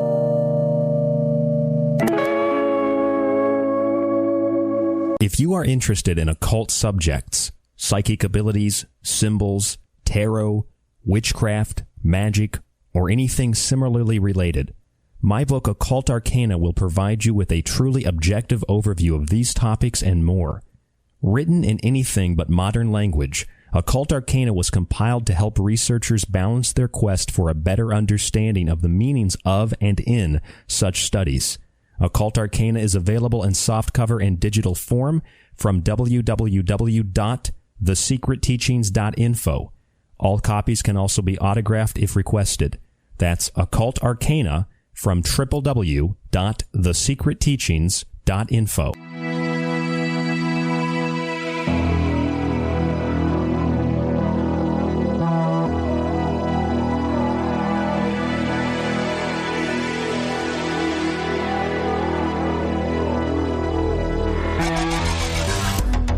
You're listening to Lighting the Void.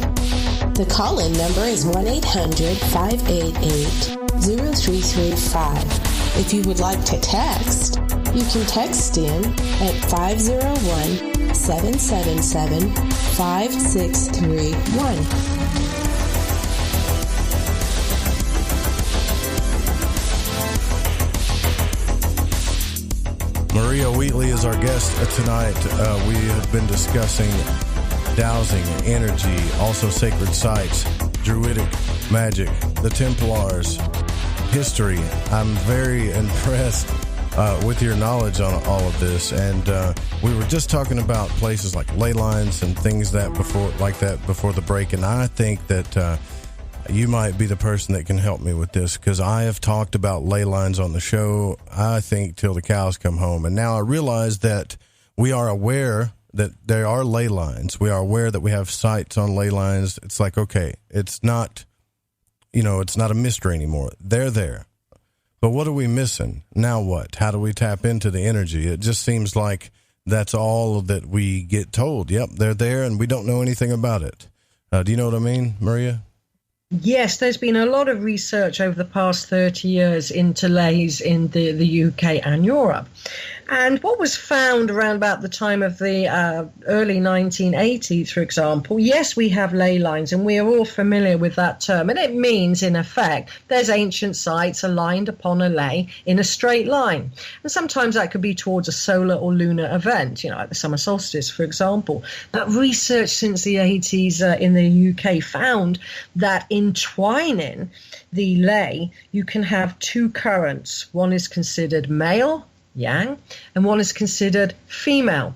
Two master dowsers, and I've dowsed with these guys, Hamish Miller, the late Hamish Miller, and Paul Broadhurst, and they forwarded my books and things. They're great chaps.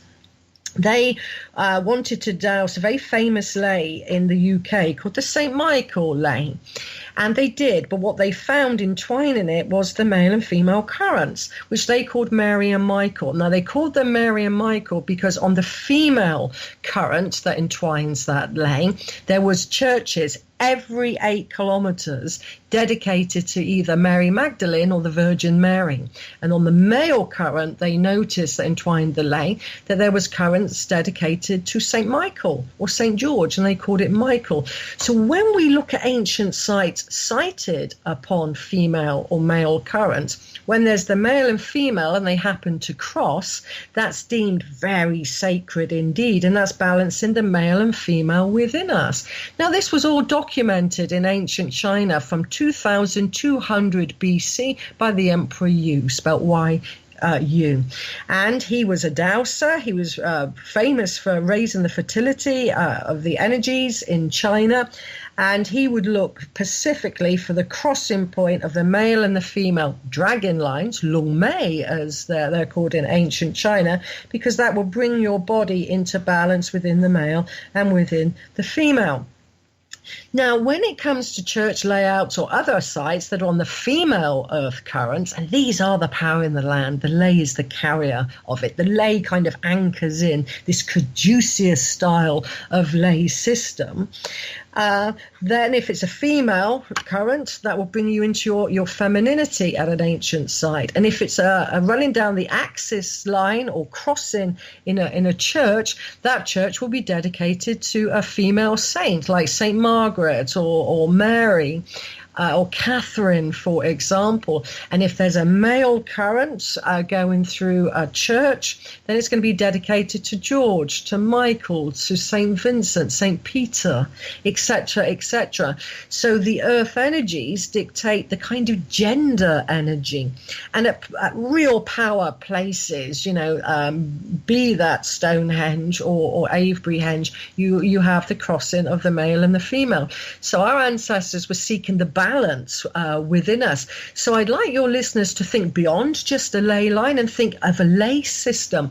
And the ley system is entwined by these very powerful yin and yang currents that move around it, and they're never more than 5 or 10 miles apart from the ley.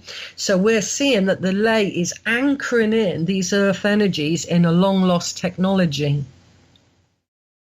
Aha. Okay. So that's like a secret that I think it's not a secret. It shouldn't be a secret. That's the problem. But I think when I find, things about like alchemy, when I study like really secret esoteric knowledge and stuff, this is what it all comes back down to again. These two energies, male and female, alpha, omega, force and form, you name it, whatever you want to call it, that's there. And you're saying that we're not only are the ley lines there, but if we would just take notice, we could tell based on the structures like churches and monuments if it was dedicated to a male or female energy if we just looked for it. Yeah, I mean that's how the we were talking about the Knights Templar inheriting the Druid wisdom of earth energies. Well, likewise, after the Templars, it became the Masons and the mystery schools, who then started building round about from the 10th century onwards the great cathedrals, etc., across Europe, and they were looking for these earth energies. But instead of looking for predominantly the spiral, that deep underground water, that geospiral, what the Christians and the Templars and the Masons did, they were looking for what is called the geocross in the land. Well, what's a geocross?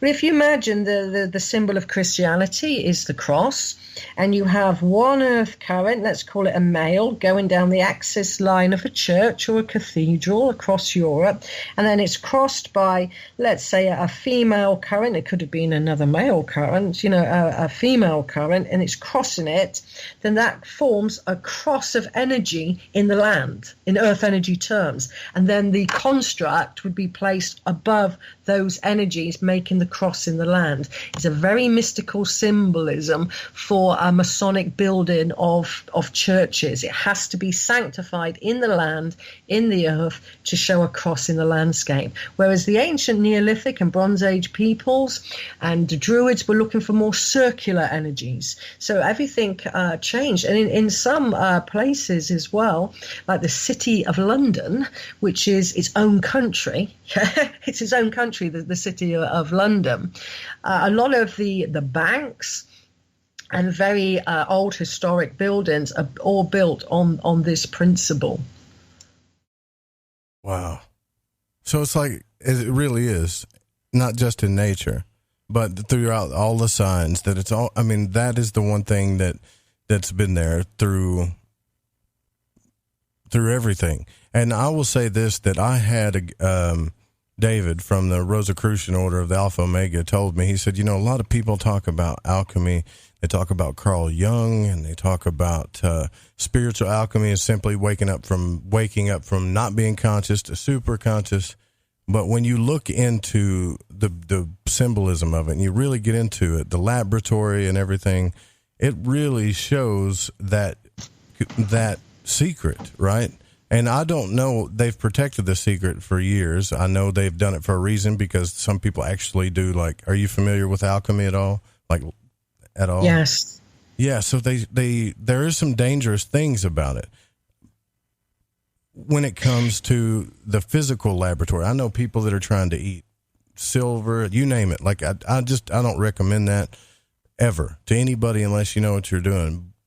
But I think it's okay to talk about, say, hey, there is this secret that's been buried from us all about this energy combination or this alchemical process that allows us to transcend our consciousness and even the death of our consciousness, and even control our death as we pass through the body. And it's been there. And I don't know if it's been because it's been fanaticized, or people call it the diamond body or anything, and it just sounds too incredible to believe. But if you really look into this and study nature and think about it, everything is in a state of becoming something else.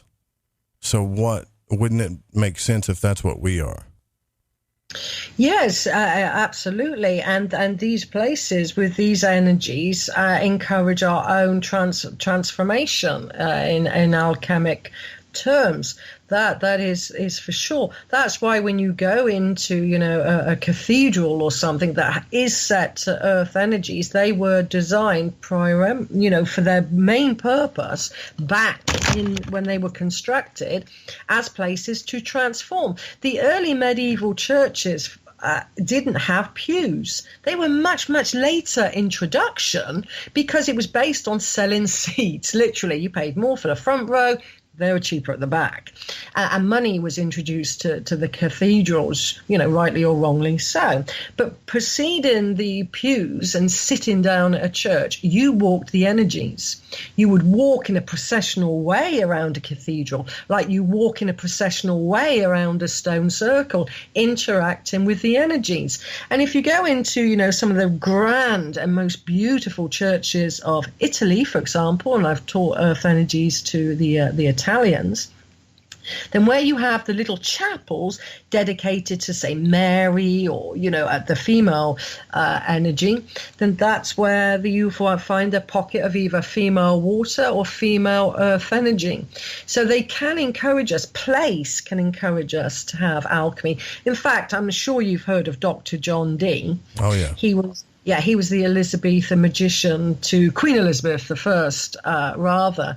And in one of Dee's writings, he points to earth energies and lays. He called them the immortal beams of straight lines and the meandering rivers of energy that go down the dales and turf. Dee was very aware of earth energies, and he cited his uncle, some of the very large residences of the aristocracy during the Elizabethan period on these type of earth currents. And wherever Elizabeth went, they had her on a very strong female current. And that was very powerful for her to be what's called married to the land. It's a very ancient high king thing that goes back. So she must have gone through an occult ritual to be married to the land. Like her high kings, more high pagan kings and queens before her. Yeah, that is pretty trippy, because that's like a synchronicity that we just had. We had talked to a couple of people that actually had a dream about that. We was talking about the protocols. I think everybody knows who that was. It was a guest I had on last week where he said he had a dream about a queen, and he thought it was and John D., he thought it was the Egyptian queen. And I asked him, I said, well, what if it was Queen Elizabeth and John D.? Because they were talking about protocols. And protocols back then, he used a different word for it, was like Enochian magic, where they were using that magical system. I don't want to get too deep into that because I don't want people running off and just practicing stuff. But, there was some deep magic that was done back then. And John D. was like the original 007. That's where they get that 007 phrase from. And I think a lot of that stuff is lost. But at the same time, I don't know what I can and can't talk about. Do you understand what I'm saying? Like, I feel like some of this could be dangerous if we talk about it openly. And then I feel like, well, is it? Or am I just being told that to control us? Do you get what I'm saying? Yes, I think, magic in the wrong hands can be detrimental for the person, and you do require some grounding and some training. But, magic has been practiced by the royals and the aristocracy here for sure. I mean, one of the most famous books ever is King James' version of the Bible. Yeah. Now, King James was after Queen Elizabeth I. Yeah, and he was the man that commissioned the Bible to be written in English from Latin. Okay, and it's a world bestseller. But at the same time he was promoting the Bible in English, he was writing a book called Demonology. So, and he ordered by decree the first major excavation at Stonehenge. Yeah. And he was also the chap that really was so paranoid of witches. He started the fear of witchcraft in England that spread like wildfire a couple of decades later to inspire, the Witchfinder General, Matthew Hopkins, to basically persecute people. And it all goes back, if you trace it back to certain royals that were very au fait with occult magic. Exactly. Yeah, totally. I just want people to look into that just a little bit more, just to allow. Now, real quick though, when it comes to energy, I want to ask you this, because I've got a text in here too, and this is a pretty good text in. It says, the guest kind of lost me earlier. She mentioned that a house built on a ley line could be a bad thing and would bring on illness, and yet she's also mentioned that some are sacred and full of healing. So which is it, or how do we discern the difference? And I think I didn't say ley line. I said grid line. Grid line. Okay. Grid line. The Curry net, the Curry grid system. It's straight lines, a bit like ley lines. But Dr. Manfred discovered these in the 1950s, and the crossing point of the grid system is not a good place to live above. This has been known throughout Europe for decades. The Chinese viewed leys very different to the Western mindset, and most people in England agree with the Chinese mindset. And this may be a little bit challenging. Now, a straight line like a ley allows energy, qi, as they would call it, for example, in China, to travel too fast. So if you're living above a ley line, no matter how sacred that is, you're in an environment where the energy, the qi, is traveling too fast. And this is why in ancient China, they made all of their roofs bow slightly in an arc. Yeah, that's a very traditional way because it encourages qi to flow. The best place to live above is actually in a neutral zone. because you go to these earth energies for healing, for balance. No ancient person lived above a ley line. No ancient person lived above an earth current because they were deemed too sacred to interact with. Their settlements were miles away from their sacred sites, for example. So we see leys as being very powerful, and they are sacred, but to live above them would induce long-term exposure, overactive organs and things like that, is how we see it in the UK and China, for example, and in the old cultures. And people never lived in Sedona. I mean, that would have been a sacred place, I am sure. I mean, I went to Sedona and saw how built up that it was in June. But I feel that, the native cultures went to these places. They interacted with the energies, got what they needed, and then they came away and lived in a neutral zone, or above healthy earth energy patterns that aren't straight lines. Yeah, that's that's why we need to stand up. We need to stand up more for things like that before we lose everything. I mean, seriously, here in the States, it seems like once every 2 or 3 years, we have an issue with an Indian reservation where they're trying to protect something sacred, and we've got another company trying to push an oil pipeline through it or something. I mean, do you feel like that we could actually get to a point where we could really unhinge the balance of energy on this planet by doing things like that? We are now facing a tipping point. I mentioned the very deep waters born within Gaia that produce the geospiral pattern compared to groundwater that falls from the sky. There's a very deep well near Avebury-Henge, and Avebury-Henge is the world's largest stone circle, and it's an ancient aquifer. With the use of Roundup, Monsanto chemicals on the land for agricultural purposes, that water is now poisoned.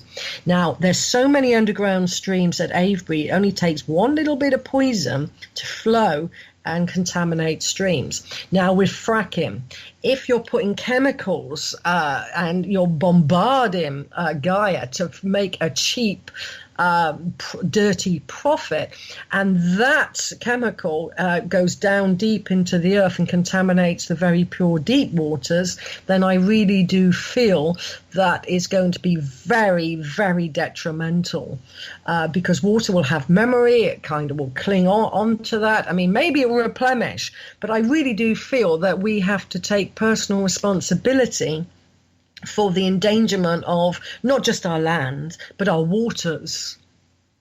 Yeah, for sure. Yeah, that last incident we had here was pretty sad.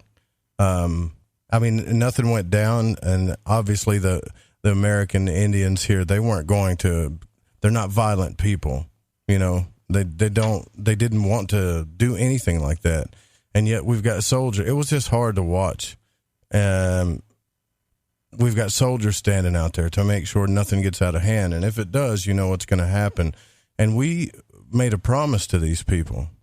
When you make a promise to somebody like that, I believe, and I don't know about you, Maria, but I believe contracts are sacred. When you make your word, or you even write out a contract, and there are even magicians and astrologers that tell you that Saturn rules those things, and if you break contracts, that there's consequences to it. That's why you see a lot of things that relate to Saturn or Chronox or whatever god you want to use for that planet, where the judge comes down. You see the color black, and we as a country have broken those contracts that were not just broken contracts, but have desecrated sacred spaces because of it for profit. That's pretty bad. That's not a good thing. And I don't know if we'll be able to recover from the consequences from it. It does worry me. That's all I'm saying.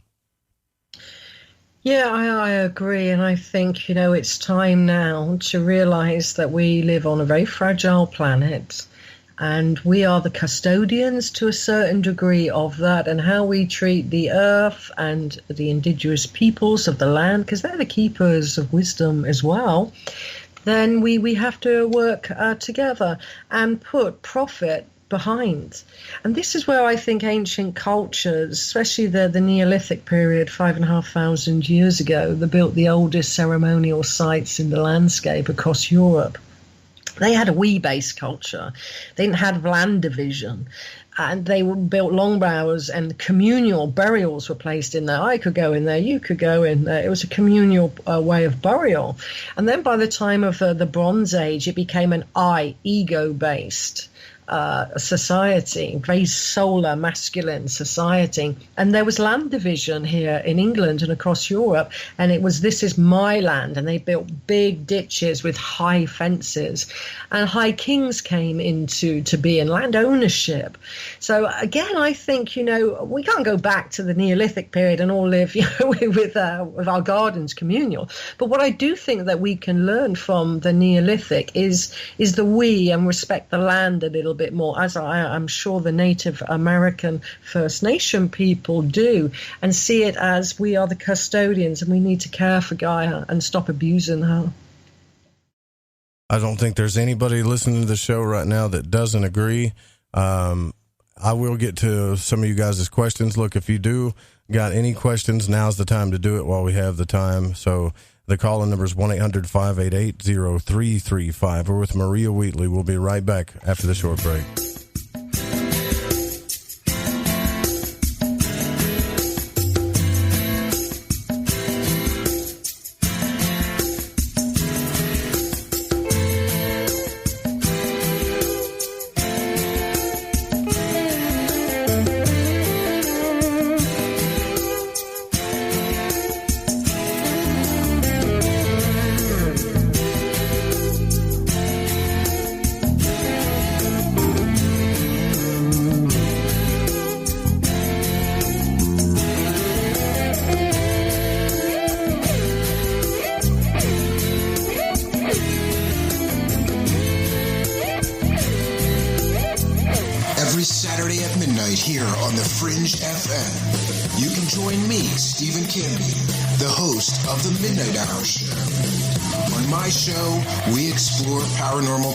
With a skeptical view. We search for evidence. We search for proof. We search for the truth. Because who better than me, my friends, a magician, a man trained in the art of deception and misdirection? Who better than me to investigate for you some of the greatest mysteries on planet Earth? And I hope you will join me. Every Saturday night, here on the Fringe FM, at midnight Eastern Standard Time for the Midnight Hour Show, 9 p.m. Pacific. I want you to join me here every Saturday night at midnight for an incredible journey. Consider yourself invited.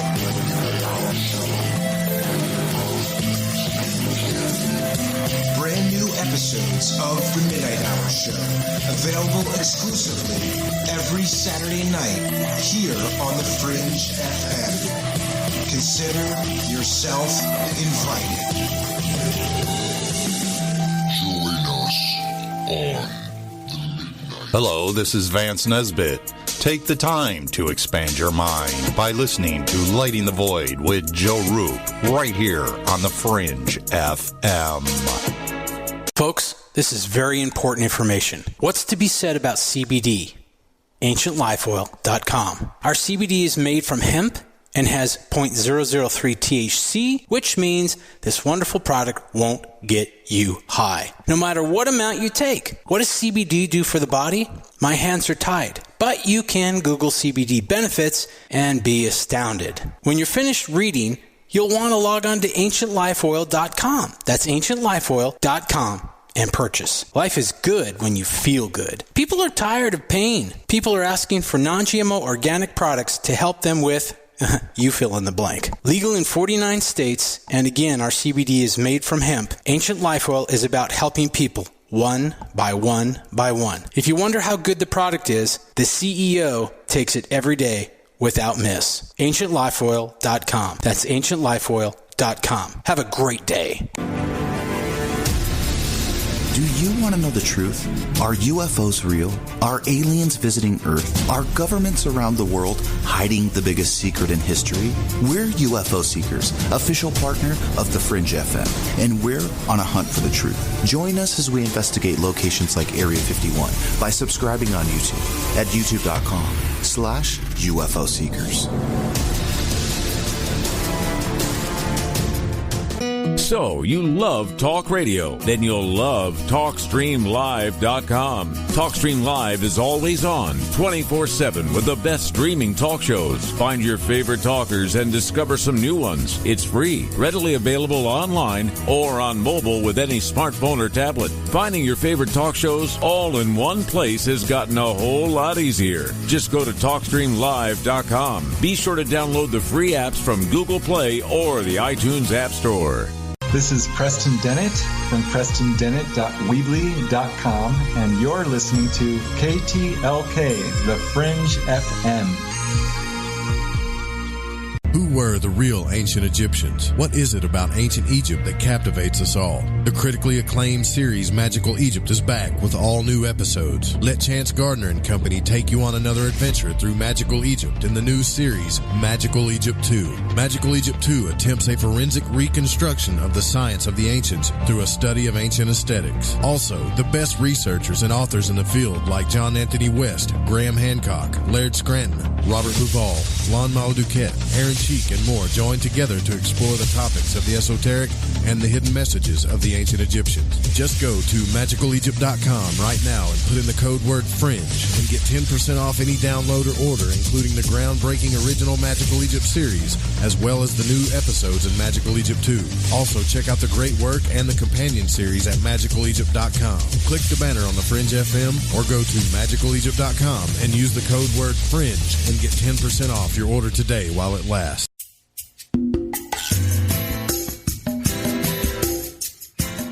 All right, Maria Wheatley is our guest, and we're going to just ask her a few more questions before she has to leave the show tonight. Maria, thank you so much. Our guest, Maria Wheatley. Maria, thank you so much for coming on Lighting the Void tonight. This has been a real cool and informative show for me when it comes to learning about energy and divination.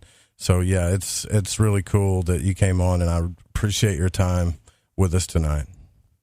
It's been a delight. Thank you. I wanted to get just a few questions here real quick that I've been asking the chats and also in text message. What is the difference between Celtic Gangshu and Chinese, I'm assuming dowsing, because they didn't put dowsing. They just asked the difference between those two there. Between the difference between the Celtic form of dowsing, right. Do you mean? Mm-hmm. And the Chinese? Right. Yeah. Well, the kind of Celtic way is looking firstly at the energies above which you live. Okay, and to decode that, so that you'd look for grid lines, you'd look for lays, underground water, good energy, geopathic stress, and then you would look to how the house, for example, if you're dealing with houses, how that reacts to the eightfold year, because that's very Celtic. In the Chinese way, they do look at, your environ, and is it male or is it female? Is it yin? Is it yang? And they go more into the art of placement. So, you might have wind chimes if you've got a blocked energy, a mirror against a wall that doesn't have a window opposite. And that's the art of placement to empower certain corners, which it's an eightfold field that the Chinese use as well, but they use it in a different way. I think the main difference between the Celts, it's about living in harmony, and the Chinese manipulate the forces there, which is good. If you need more money, you activate your money corner, for example. But where the Celts would say, if I live in harmony with the earth, I will prosper. If I live in harmony with my male and my female, I will prosper. Gotcha. Okay. And do any of your channelings, or have you had any visions while you were in sacred sites, or communicated with any beings from beyond, so to speak, while you were doing these things? Oh, wow. Yes. Because I really do feel that, entering these altered spaces and our altered consciousness, sacred space rather, and altered consciousness, you do become one with the place, and you do experience, higher beings, ancestors. In fact, it was at one place with a co-author of a book about Avebury. The ancestors were with me and guided me to be in a certain place where I rediscovered an ancient solar and lunar alignment to the world's largest stone circle, guided by the ancestors. Wow. I think they can help us attune. And again, if we go to an ancient site at those 8 sacred dates I mentioned earlier, and we have a portal coming up at the equinox, then the veil is thin. And you can communicate. And that's what our ancestors, as Druids, did. You communicated with the other world at those 8 key points of the year. Wow. Yeah, that is really cool.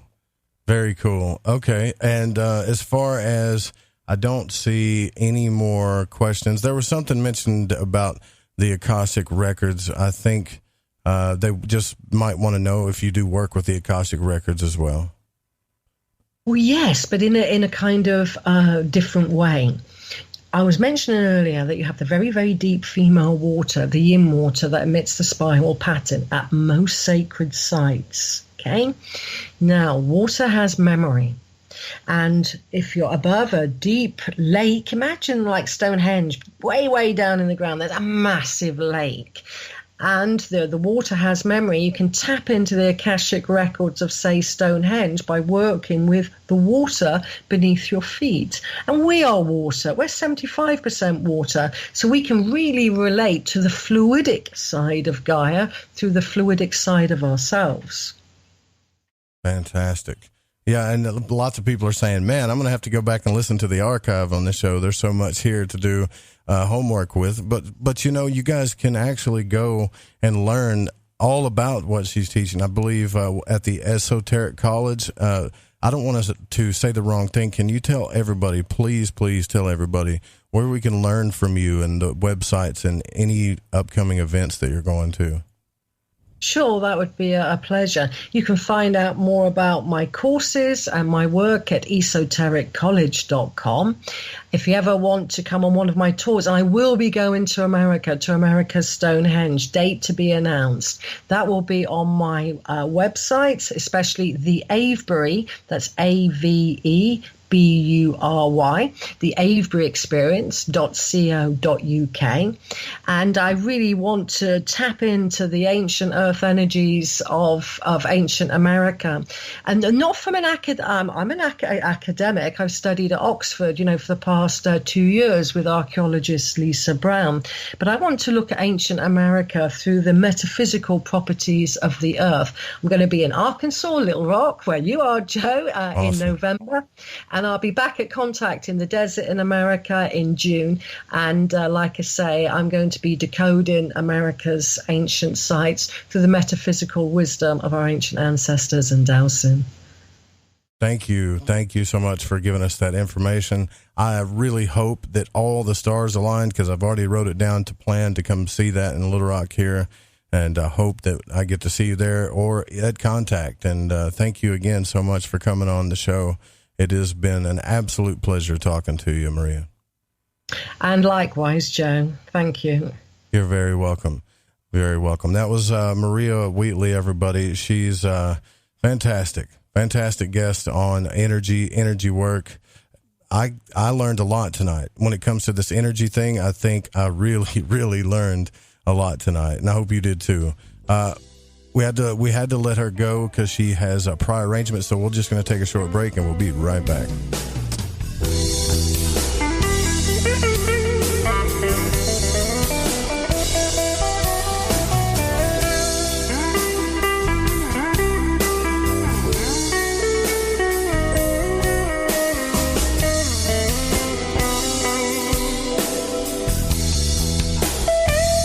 This is Corbin, son of the one and only Joe Root, and you're listening to The Fringe FM.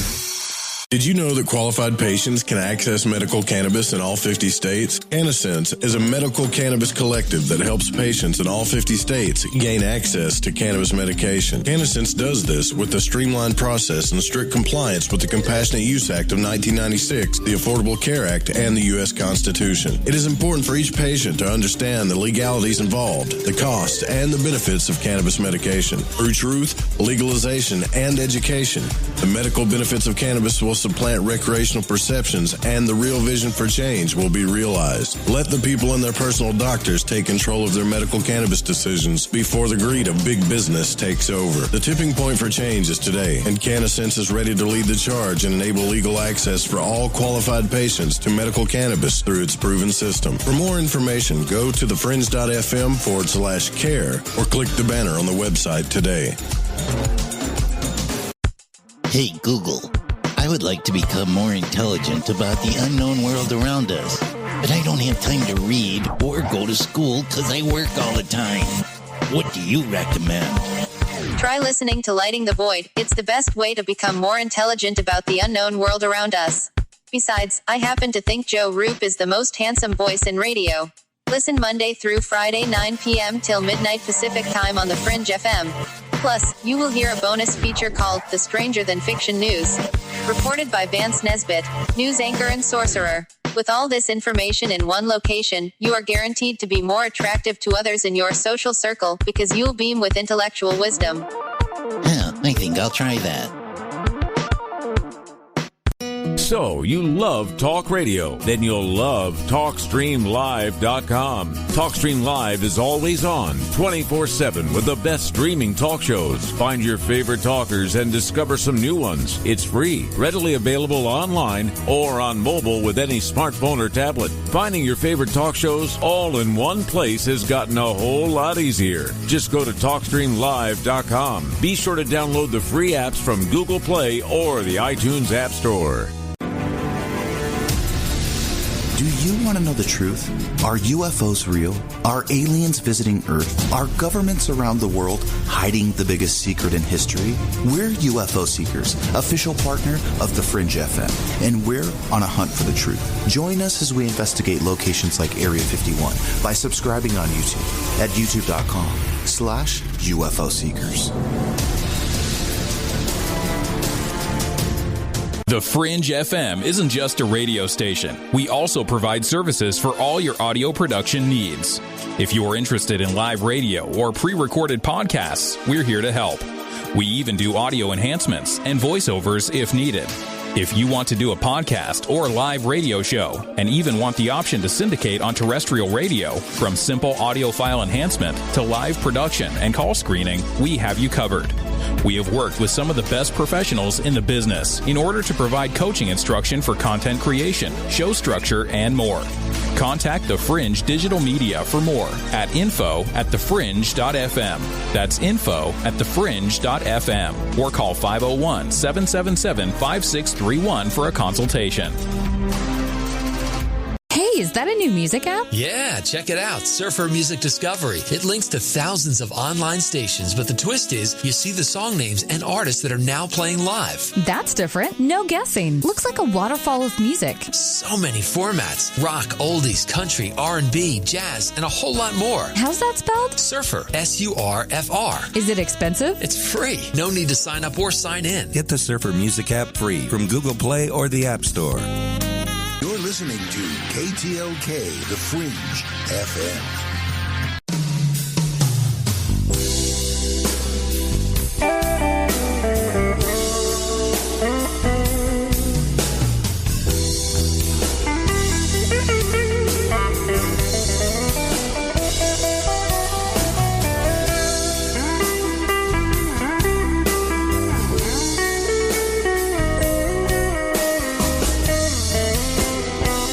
All right, welcome back to Lighting the Void.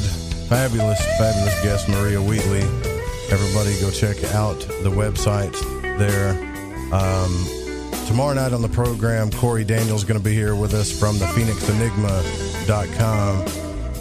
A third-generation Phoenician writer and researcher is going to be speaking to us, and Corey is a professional guide living in the Phoenix area, and he's who was raised in the valley of the son of the Phoenix Mountain Preserve, provided an early introduction to the Sonorian Desert, and was he's going to talk to us about this Phoenix Enigma, which is devoted to decoding and reverse engineering esoteric symbolism and examining a myriad of topics like Freemasonry, physics, sacred geometry, numerology, all the fun stuff. That's my bag. I love to talk about that stuff. So that's tomorrow night, same time, same channel. Also, if you want to visit our guest tonight, Maria's website, that is at mariawheatley.com. Also, the aveburyexperience.co.uk and esotericcollege.com.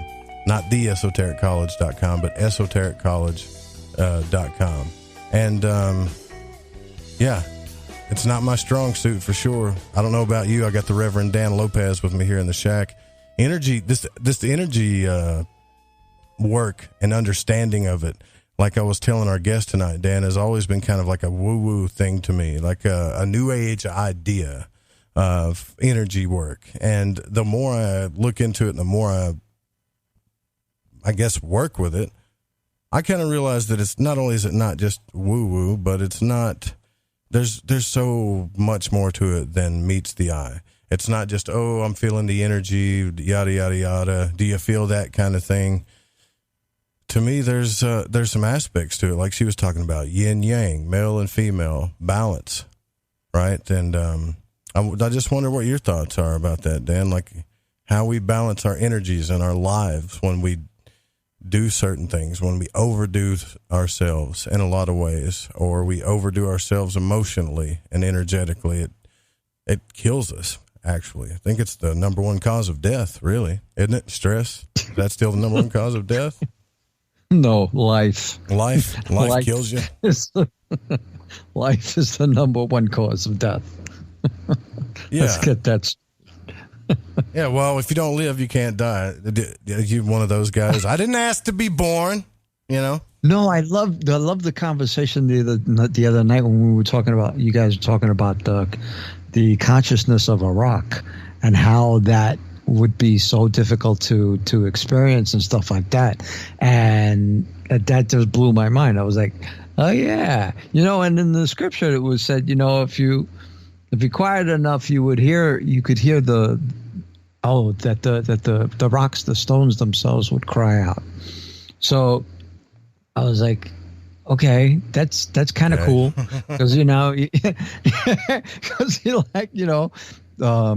consciousness is everything, and then the energy is everything, and so you kind of think that if the creator is a part of everything, then everything is a part of the creator, then everything is a part of the consciousness.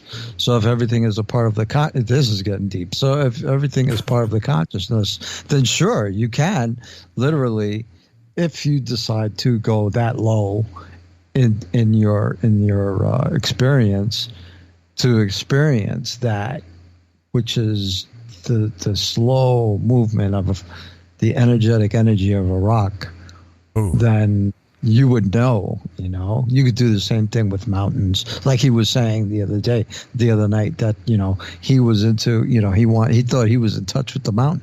He could feel the energy of the mountain. Sure, you could feel the energy of the mountain. Sure, that's, but that's part of Gaia too, So there are so, like you were saying before, there are so many aspects of it. And I think it takes a mind that has slowed down enough to take it all in. And take the time to really get into this, because it's not something that you are going to be so heady about. This is deep stuff. This is stuff you really want to slow down. You want to start absorbing stuff and start getting into it, rather than taking it with a click of the mouse so you could skip the next YouTube video ad. Right. It's not that way. This actually is a process. And if you're serious about it, then you should really look into it, because you have the yearning already inside of you.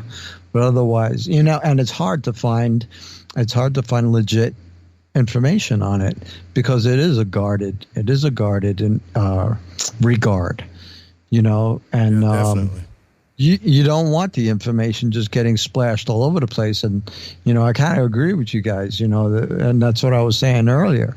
The nurturing aspect of energy has been so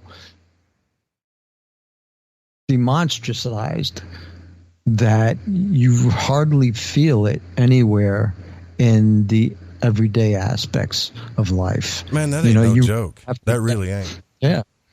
And you really have to get away from all of the hullabaloo in order to experience it.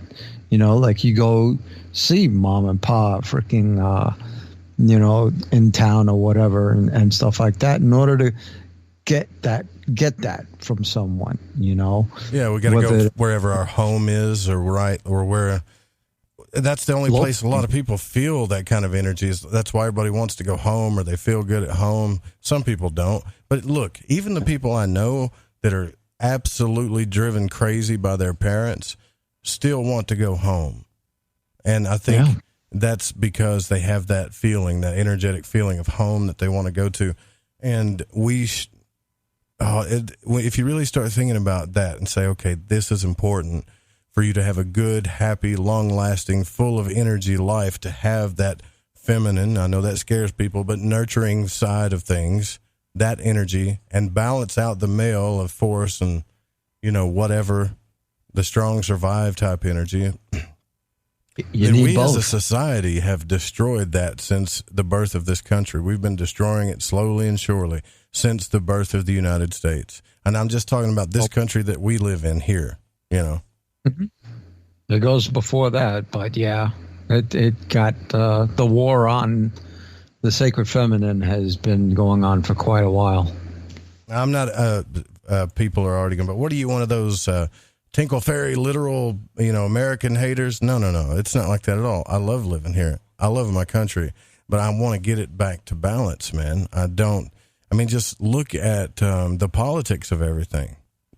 And look at the knee-jerk reactions that they're having. There's no balance there. If you're having a knee-jerk reaction to this kind of content, you're listening to the wrong content. Right. There's no balance there. And our forefathers, like the first, 4 or 5 presidents, whatever, they were called Democratic Republicans. That's what they were called. Right. And they weren't called Republicans or Democrats. And then somewhere along the line, that got split. And then everything else got split. And now we've got, if you want to know why people are confused about things in their life, look at the energy around them. It's totally unbalanced. Then the further you go into the city, the more you feel it. The funny thing is exactly what you said. Democratic republics. The reason why they did that, to my knowledge, is that they wanted to marry the both because they saw in the past the dominion of one or the other, neither one of them worked out well. Right. Or was long lasting. So they figured they would marry the two and take the best concepts and principles of both, which is what balance is. And that's exactly what we're talking about here as far as the yin and the yang, the male and the female. You take the best of both. You take the best of both. And you marry them, and this is how you produce an atmosphere which is conducive to bringing the best spirit out. Now, if you take what Dan just said, and we were talking with Maria earlier about, or I'd brought up the secret of Hermetic alchemy, right? And people, there's a lot of magicians and occultists that argue with me to the bone. There's no hidden secrets about alchemy. Carl Jung already did. Okay. Well, yeah, but those symbols there, if you look at it from an energetic point of view, that is the secret. And I think it's completely messed up. It's completely messed up. That's why a lot of us are messed up. If you look at children, right? What happens to them when they're children with their parents? You'll find that they yearn for one parent or the other. You see this in everything, and I'll bring up all the stuff just to show it to you. It's not just that. It's not just politics, but in Revelations, there's a phrase called the bridegroom or the marriage supper of the Lamb, and everybody thinks it's something like it's just a dinner that you're going to sit down to Jesus with. But if you look at the symbols, the astrological symbols, the alchemical symbols in there, that they're there. It talks about when the two become one, that's when your consciousness gets Christ-like. That's when you become the higher self. When you learn to first love yourself that way, then you can actually love others that way. It is like the most divine thing. The Philosopher's Stone is in Revelations too. They call it the white stone in the King James Bible, where it says you get a new name that only you and God know. So you become a different being once you actually balance these natures out inside yourself. And no one's saying you got to do it with this lifetime. I'm sure it takes several lifetimes, I'm thinking, but once we become aware of it, I think it's important to practice it in everything we do. Yeah, absolutely. That the thing is that not everybody has that. Not everybody has that capacity, So that you got to. I don't either. We got to understand. We got to understand that we're taking everything with a grain of salt. Yes, you have your own life to live. We're not saying to do everything 24/7, but the spiritual principles are spiritual principles. They work for a reason, because you can get somewhere with them. Okay, but this constant rat race that we're in right now, how far are we really getting? Is it really like surface matter that we're feeling that we're getting, or is there a feeling in your gut that you feel like you can put your head on the pillow and you have no problems? Yeah, I think that's what happiness is. Like, we're only promised the pursuit of happiness, right? Not happiness, but the pursuit of it. And if we get it, we're lucky. And I really do think it has to do with balancing these energies out. The alpha and the omega, the everything, when the two become one. And there's a lot of things that go under alpha and omega. I would say male and female is probably the biggest energies and the biggest divine secret of everything. And then it just, under that, you can see everything else. That's what that Kabbalistic tree of life shows you. Even if you look at like severity and justice on both sides, it shows you the complete opposites of everything in the balance. It's a fantastic glyph. I'm not saying it's the ultimate truth of the cosmos, but it's a fantastic glyph for things like philosophy and the ancient teachings. And I think where people get tossed up is like, yeah, but balance and everything, man, isn't that boring? And doesn't that make life kind of boring? Well, yeah, but we're not taught balance from birth. I mean, we come in here kicking and screaming and pulling and learning. So it's almost like we're totally off balance the second we start becoming conscious. And I wonder sometimes why the divorce rate is up so high, why our politics are so polar, why liberals and far left liberals and far right wing conservatives, or whatever you want to call them, they're just tearing each other's eyes out on the web. Because of expectations and perceptions.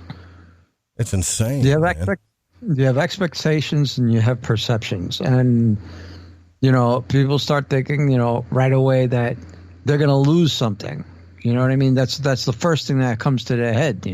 I've already gotten this far. I don't want to lose anymore. It's like, relax, chill for a bit. Give yourself a moment, let it sink in, and come to understand that you can have the same life that you've been living, only more enhanced. Yeah. You know what I mean? If you just slow down a little bit more and breathe it all in, you'd actually be able to appreciate more. Everybody thinks that they're going to lose something just because they're going to slow down or this and that, and and start getting into understanding themselves, or getting into the understanding of loving one another and stuff like that, or surrendering. Surrendering. That's a hard one. Want to talk about expectations and perceptions. Most of us don't really know what perception and expectations to have, mainly because we're being force-fed from the machine, and so that's what our picture looks like. Instead of trying to experience it in the genuine. And if we get to experience it in the genuine, we would see that it's completely not anything like it's being portrayed. Yeah, so, absolutely. I think you go out in nature and you'll find it funny. I was talking to Lady Ann earlier today, and she's a deep feeler, right? And so I'm kind of like all in the mind. Just you guys know I'm scatterbrained, nonstop, right? Just thinking about everything, analyzing everything. Well, she's like my complete opposite. She's a deep feeler, and so she would just send me pictures and what do you feel when you see that? And she would show me the woods. And I would start trying to analyze it with my mind. Like, no, I'm going to talk about, no. Just take it in, and what do you feel? And it does. You start to feel that nurturing home type feeling if you can let go of it. And so what I'm saying is like, man, that's in everything. And in Freemasonry, these guys, they hand you these tools. Okay, here's the square and compass, and here's the ruler. And you're like, oh, cool. You want to get your black belt in Freemasonry or whatever. But you're missing the whole point of the symbolism they're showing you, and there's a reason why they're giving you these things, like the ruler, right, which is in Freemasonry is 24 inches, the Masonic ruler, which is divided by 8 times 3. And so they teach you there, if you do that system, 8 hours for family or 8 hours for refreshments and 8 hours for rest, or refreshments is like sleep and eating and stuff. And then 8 hours for your spiritual work and God. And if you look at that, you can break those categories down into everything. But if you just use 8 hours of time each day for each one of those things, your life will just be better. It just will be better because your energy and what you're putting out is optimized. It's not off center at all. And I'm like, well, damn, I didn't know a simple Masonic tool could teach me that. And I'll be honest with you, a lot of those guys don't even look into that stuff. They just memorize the verses so they can get their next black belt or whatever. And I think that's the problem. We just need to really dig in and look into these things deeper. Yeah, a lot of people, they look at it and they consider it a conquest. I've gotten this far. Look what I've done. I am the great I am. Yeah, right. Look at me. Yeah, right. Look at me. Look what I've done. Exactly. And I think it's important to understand this. I mean, let's look. We can use this fundamental for everything in our lives. Everything. Look at cancer. There's no cure for it, they say, right? We don't really have a cure for cancer. That's what they say. But some people have figured out if you cure your body now, if it's balanced alkaline and acidic, right? If you keep those in balance, you won't have cell overgrowth. You won't get cancer. If you get too acidic, it causes cell overgrowth and you get cancer. And I've heard some people say, well, make sure your body's more alkaline, right? Well, what happens if a battery is more acidic or more alkaline? What happens to it? It's at its peak energy when those things are balanced inside of it. Just like everything in nature. Right. Otherwise, the plates break down. And it's almost like if we just slow down and look and even feel, sometimes the answers are right there. Like Manly P. Hall said, we're all looking for these wise grand gurus and masters, but they're just right there in nature, right in front of you. If you can analyze nature, you'll find the secrets. All of the occult secrets you want are right there in nature. That's a pretty trippy thought. You mean all I got to do is go in the woods? Come on. And I can learn the secret, right? I think I can learn the secrets to the universe. Well, if you give yourself a chance, and it's not just like you can get out there the first try and and get there. It's just like seekers. If you're seeking, you will find it. But if you're not seeking it and you're just throwing this information in front of you, and you're like, oh yeah, I'm going to try that. Well, you might not get it. That's what I do. Oh yeah, I'll try anything once, almost anything. If I'm not down with it, I'm done. Yeah.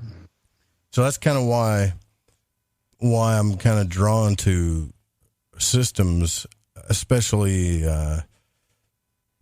esoteric schools and systems that are balanced. That's why people are like, man, why don't you just try chaos magic or something? Well, I get that, but every time I've done a sigil or something and it worked or whatever, there's some type of repercussion that isn't exactly what I wanted, or it turns out kind of bad and I'm messing with powers that maybe I'm not so certain about. Maybe I should slow down and learn some basic stuff. I don't think there's anything wrong with that. It's called building foundations. Yeah. So once you start building your foundation, you got it down, you're pretty much solid. I liked what you were saying earlier before, and you were talking about how Lady Ann was showing you pictures, and you were right away, you went right to the head, and you just started thinking about it. Yeah. And one of the things that I learned a long time ago was that there's a huge difference between what I think and what I feel. And what I see a lot of is a lot of confusion of these terms. Yeah. Being played out, because I feel like a loser. I feel like I can't get anything right. I feel like I got no luck. And it's not even you feel that way. Those are not feelings. Those are thoughts. Yep. And you accept it. Right. So I'm sitting there, I'm going, okay, let me not think that way. Well, that's one of the reasons why I keep going with my obsessions, to keep me busy so I don't have to have those thoughts, so it's like, all right. So I was asked, how do you feel? So I would say, well, I feel like crap. He's like, wrong. I was like, what do you mean wrong? I feel like crap. He was like, how do you say you feel like crap? Feeling like crap is not bad. Do you feel good? Do you feel bad? How do you feel? I feel like I just, I can't win at this thing. I don't know. I don't understand what I'm doing. He's like, you're still wrong. I'm like, and we went back and forth on this for a while until it clicked that all of a sudden it wasn't the argument. It wasn't the stating of anything. It was knowing that my thoughts were in my control. And once I understood that my thoughts were in my control, then I can start working on the feelings, because the feelings are just reactions. So if I'm feeling something, then I have every right to feel that way, but they're not facts. Like if I feel a certain way, it doesn't mean that you're going to feel a certain way to the same event or to the same circumstance. But to me, it's just a feeling. So that feeling is not something that I have to, label as good, bad, or indifferent. I can just say, look, I'm having this feeling, and maybe I need to feel this. So I'm going to make peace with this feeling. It ain't the greatest feeling, and I sure as heck don't want to continue staying here, because to be honest with you, I don't like it. But here it is, and let's get through it. As soon as I start getting to that point where I can start facing it, looking at it, owning it, admitting it, accepting it, I don't feel that way no more. That's right. That's the thing I've been trying to say. Like I try to do this exercise with people that I learned from Frederick Xavier. He said everything, you got to start looking at your thoughts as an offering, and stop thinking that they're your thoughts. Because if Hermetics is true and all is mind, and Carl Jung is right, and there is a collective unconscious, then thoughts can be invasive and enter your mind that really aren't yours. The moment they become your thought is when you accept it. Or take credit for it. That's it. And when a thought comes in, you could try this exercise if you can actually meditate and slow down to do it, because my thoughts are rapid, so it's hard. But if you can do it, and you have a thought, you can simply accept it or reject it. Or like Eckhart Tolle says, you try to meditate, and as a thought comes in, you just let it go. Just realize it's there, Don't think anything about it. Don't look into it anymore. Just notice it. Let it go. So you can learn to control what thoughts that come into your mind, because what happens is this old Hermetic axiom of cause and effect. So a thought will cause a negative emotion, and a negative emotion will also cause more, guess what? Crazy thoughts. And then it'll perpetuate, right? Then you start thinking more negative thoughts, then it's a deeper negative emotion, and it perpetuates like a snowball, and all of a sudden your mind and your emotions have taken a toll on your body, and you feel drained. Yep. And then you go, oh man, I'm being psychically attacked. Yes, you are being psychically attacked. By yourself. You did it yourself, for sure. Now, there are people, I believe, out there, like certain magicians and occultists and stuff, that can do that. They're good at that. But at the end of the day, what are they doing? They're just offering you a thought. But a magician or whoever's messing with it could make it more prevalent or whatever. One of those thoughts that you just say, nope, I reject it, but it keeps coming back, right? And that's where you got to kind of learn some tricks and stuff to let it go. You just have to know that if everything is mind, like as above, so below, the second you accept that thought, you're making that statement, I am this thought, then that's what you're going to become emotionally, physically, until you get rid of it. That's the whole elemental thing. Yeah. I hope I like everybody... what you said about letting go. Letting go is like, it's hard for people. People find it hard. I found it hard, to let it go, to understand what did that mean? What did that even mean? Let it go. And that's like so difficult. How do you let something go? And it was shown to me, you just do it. You just let it go. Now, this is, it was said, whatever you're doing right at the moment, whatever's in your hands, just let it go. Just drop it. That's not to say that, and this is how it was said, that's not to say that if you're holding your kid in your hands, don't let that go. Yeah, right. But if you're holding a pen or something like that, or your vape pipe or whatever, just let it go. What's it going to do? Just let it go. It's if you're just driving that a easy truck, that's a half-ton vehicle going down the road. Do you really need to have emotional responses and accepting every thought that comes into your mind when you're going 80 miles an hour with a half-ton piece of metal? Especially when somebody cuts you off at that speed. Yeah, right. You're like, I don't know why I'm always about to get in a wreck all the time. Well, because you're in your head. Get out of your head. That whole thing, get out of my head. That thing, get out. Right. When the red and blue lights go flashing behind you and you're like, oh my God. And then you slow down and you pray and you pray and you pray and they go right by you and you're like, what the hell just happened? I got a text in from Vaughn that says, the Hopi have a special word for life with no balance. It's considered to be a form of insanity and a particularly violent kind. So the Hopi, if you had no balance, they could tell right off the bat, and they would say, that's a violent person. That's somebody you don't want to be around. Get away from me. That would be a better society, I think, to live in, where, how many aware people would be if it was like the Hopi, right? If you're like, man, I don't know why nobody wants me around. You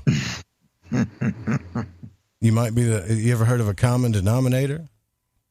Right? You start looking into things, you start saying, well, maybe it's me. That's a good question. I used to actually carry a damn card in my wallet. It's a great place to start. It said, maybe it's me. Maybe it's not everybody else. Maybe it's not your mother or your father. Maybe it's not your finances or your job. You know what I mean? Well, that's what, and we don't just leave it there. We don't just leave it there. You got to push further. We got to go into the why statements. Why am I feeling this way? Where did I hear that? Who said that? And why did I take it that way? And why is this attached to this?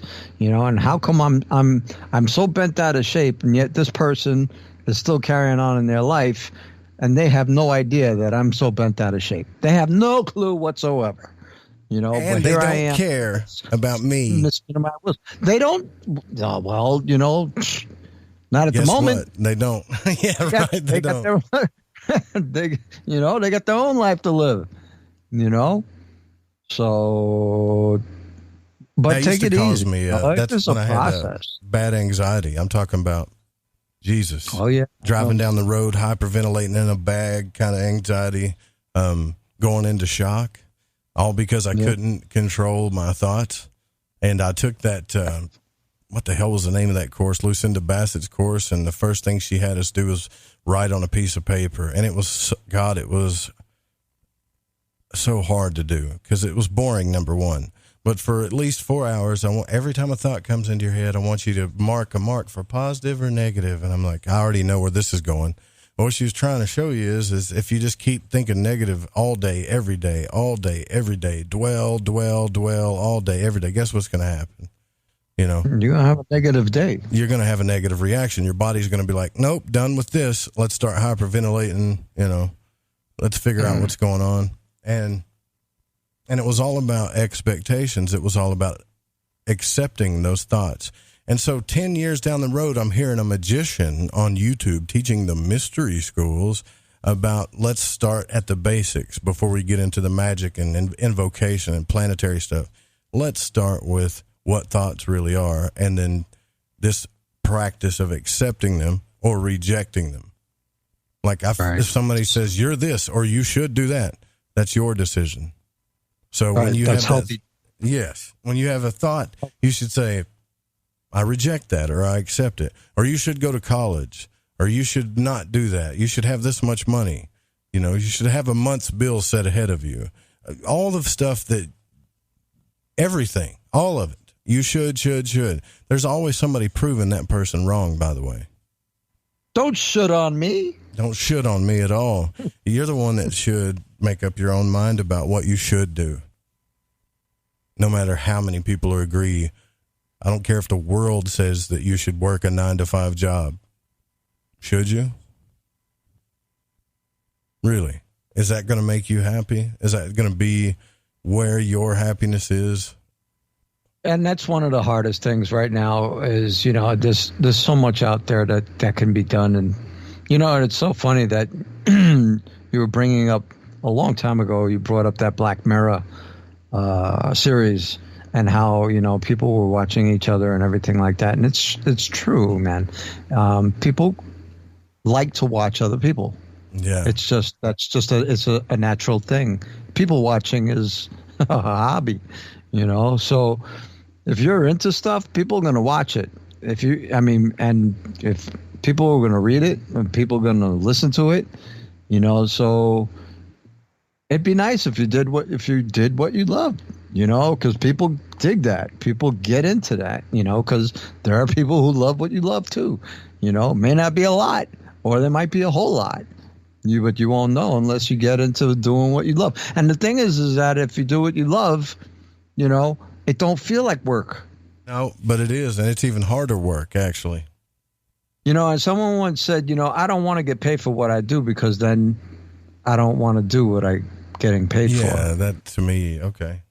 Why? Yeah. Why? Well, you haven't split it. You haven't split the understanding that with everything comes consequence. Okay? So if I understand that with everything comes consequence, then doing what I love should not stop me from getting rewarded for what I'm doing. People are going to be the way they are, and I need to accept them for the way they are. And then we had that conversation you had the conversation with the guest the other night with unconditional love. Now, if you have unconditional love, then you don't really worry about, oh, well, this person is going to be, impatient to get their stuff taken care of, or impatient for the video to come out, or the podcast to come out, or the production to be done, or whatever. They're going to do and be the way they are, but I love them. So I'll let them be. Loving a teenager, right? Yeah, that's you got a kid, and the kid is, all of a sudden they're turning around and they're not talking to you anymore. And they're turning around and they say to you, "You don't even know me," and I'm like, "You're right, because we don't talk." Yeah, we don't. Talking. Yeah, you're the one that's not talking. So I'd love to know you. It would enlarge my heart and tremendously to know you. But you got to let me in. If you don't let me in, I'm not gonna know. I'll retire today if they will just deed me 40 acres and a mule. I'm so over with the rat race and the money changers. Yeah, everybody hates it, man. And most people, not everybody, okay, but most people hate it to their soul.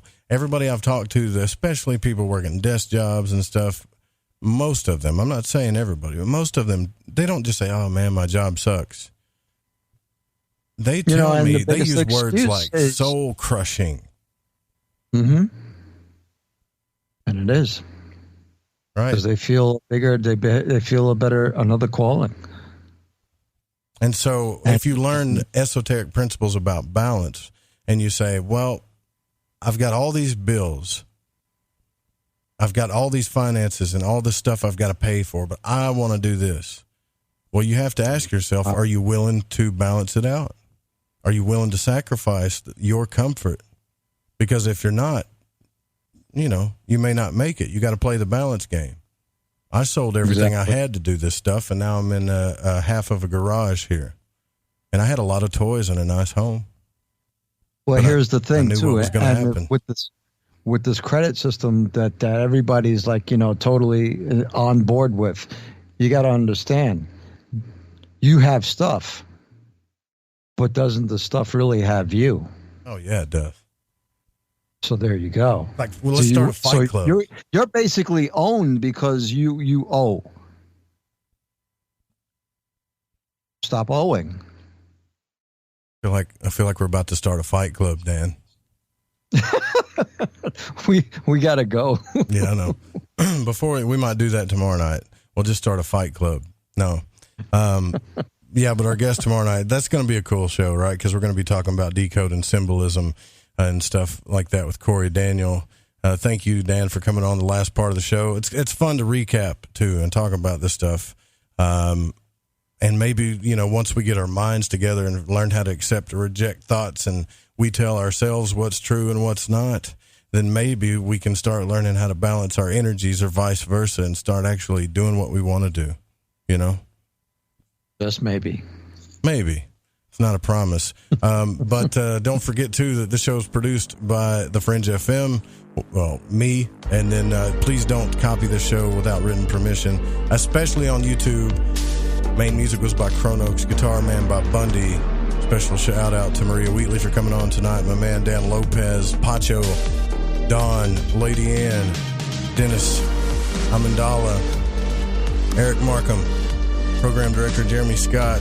Love all of you. We'll see you guys tomorrow night. Same time. Good night.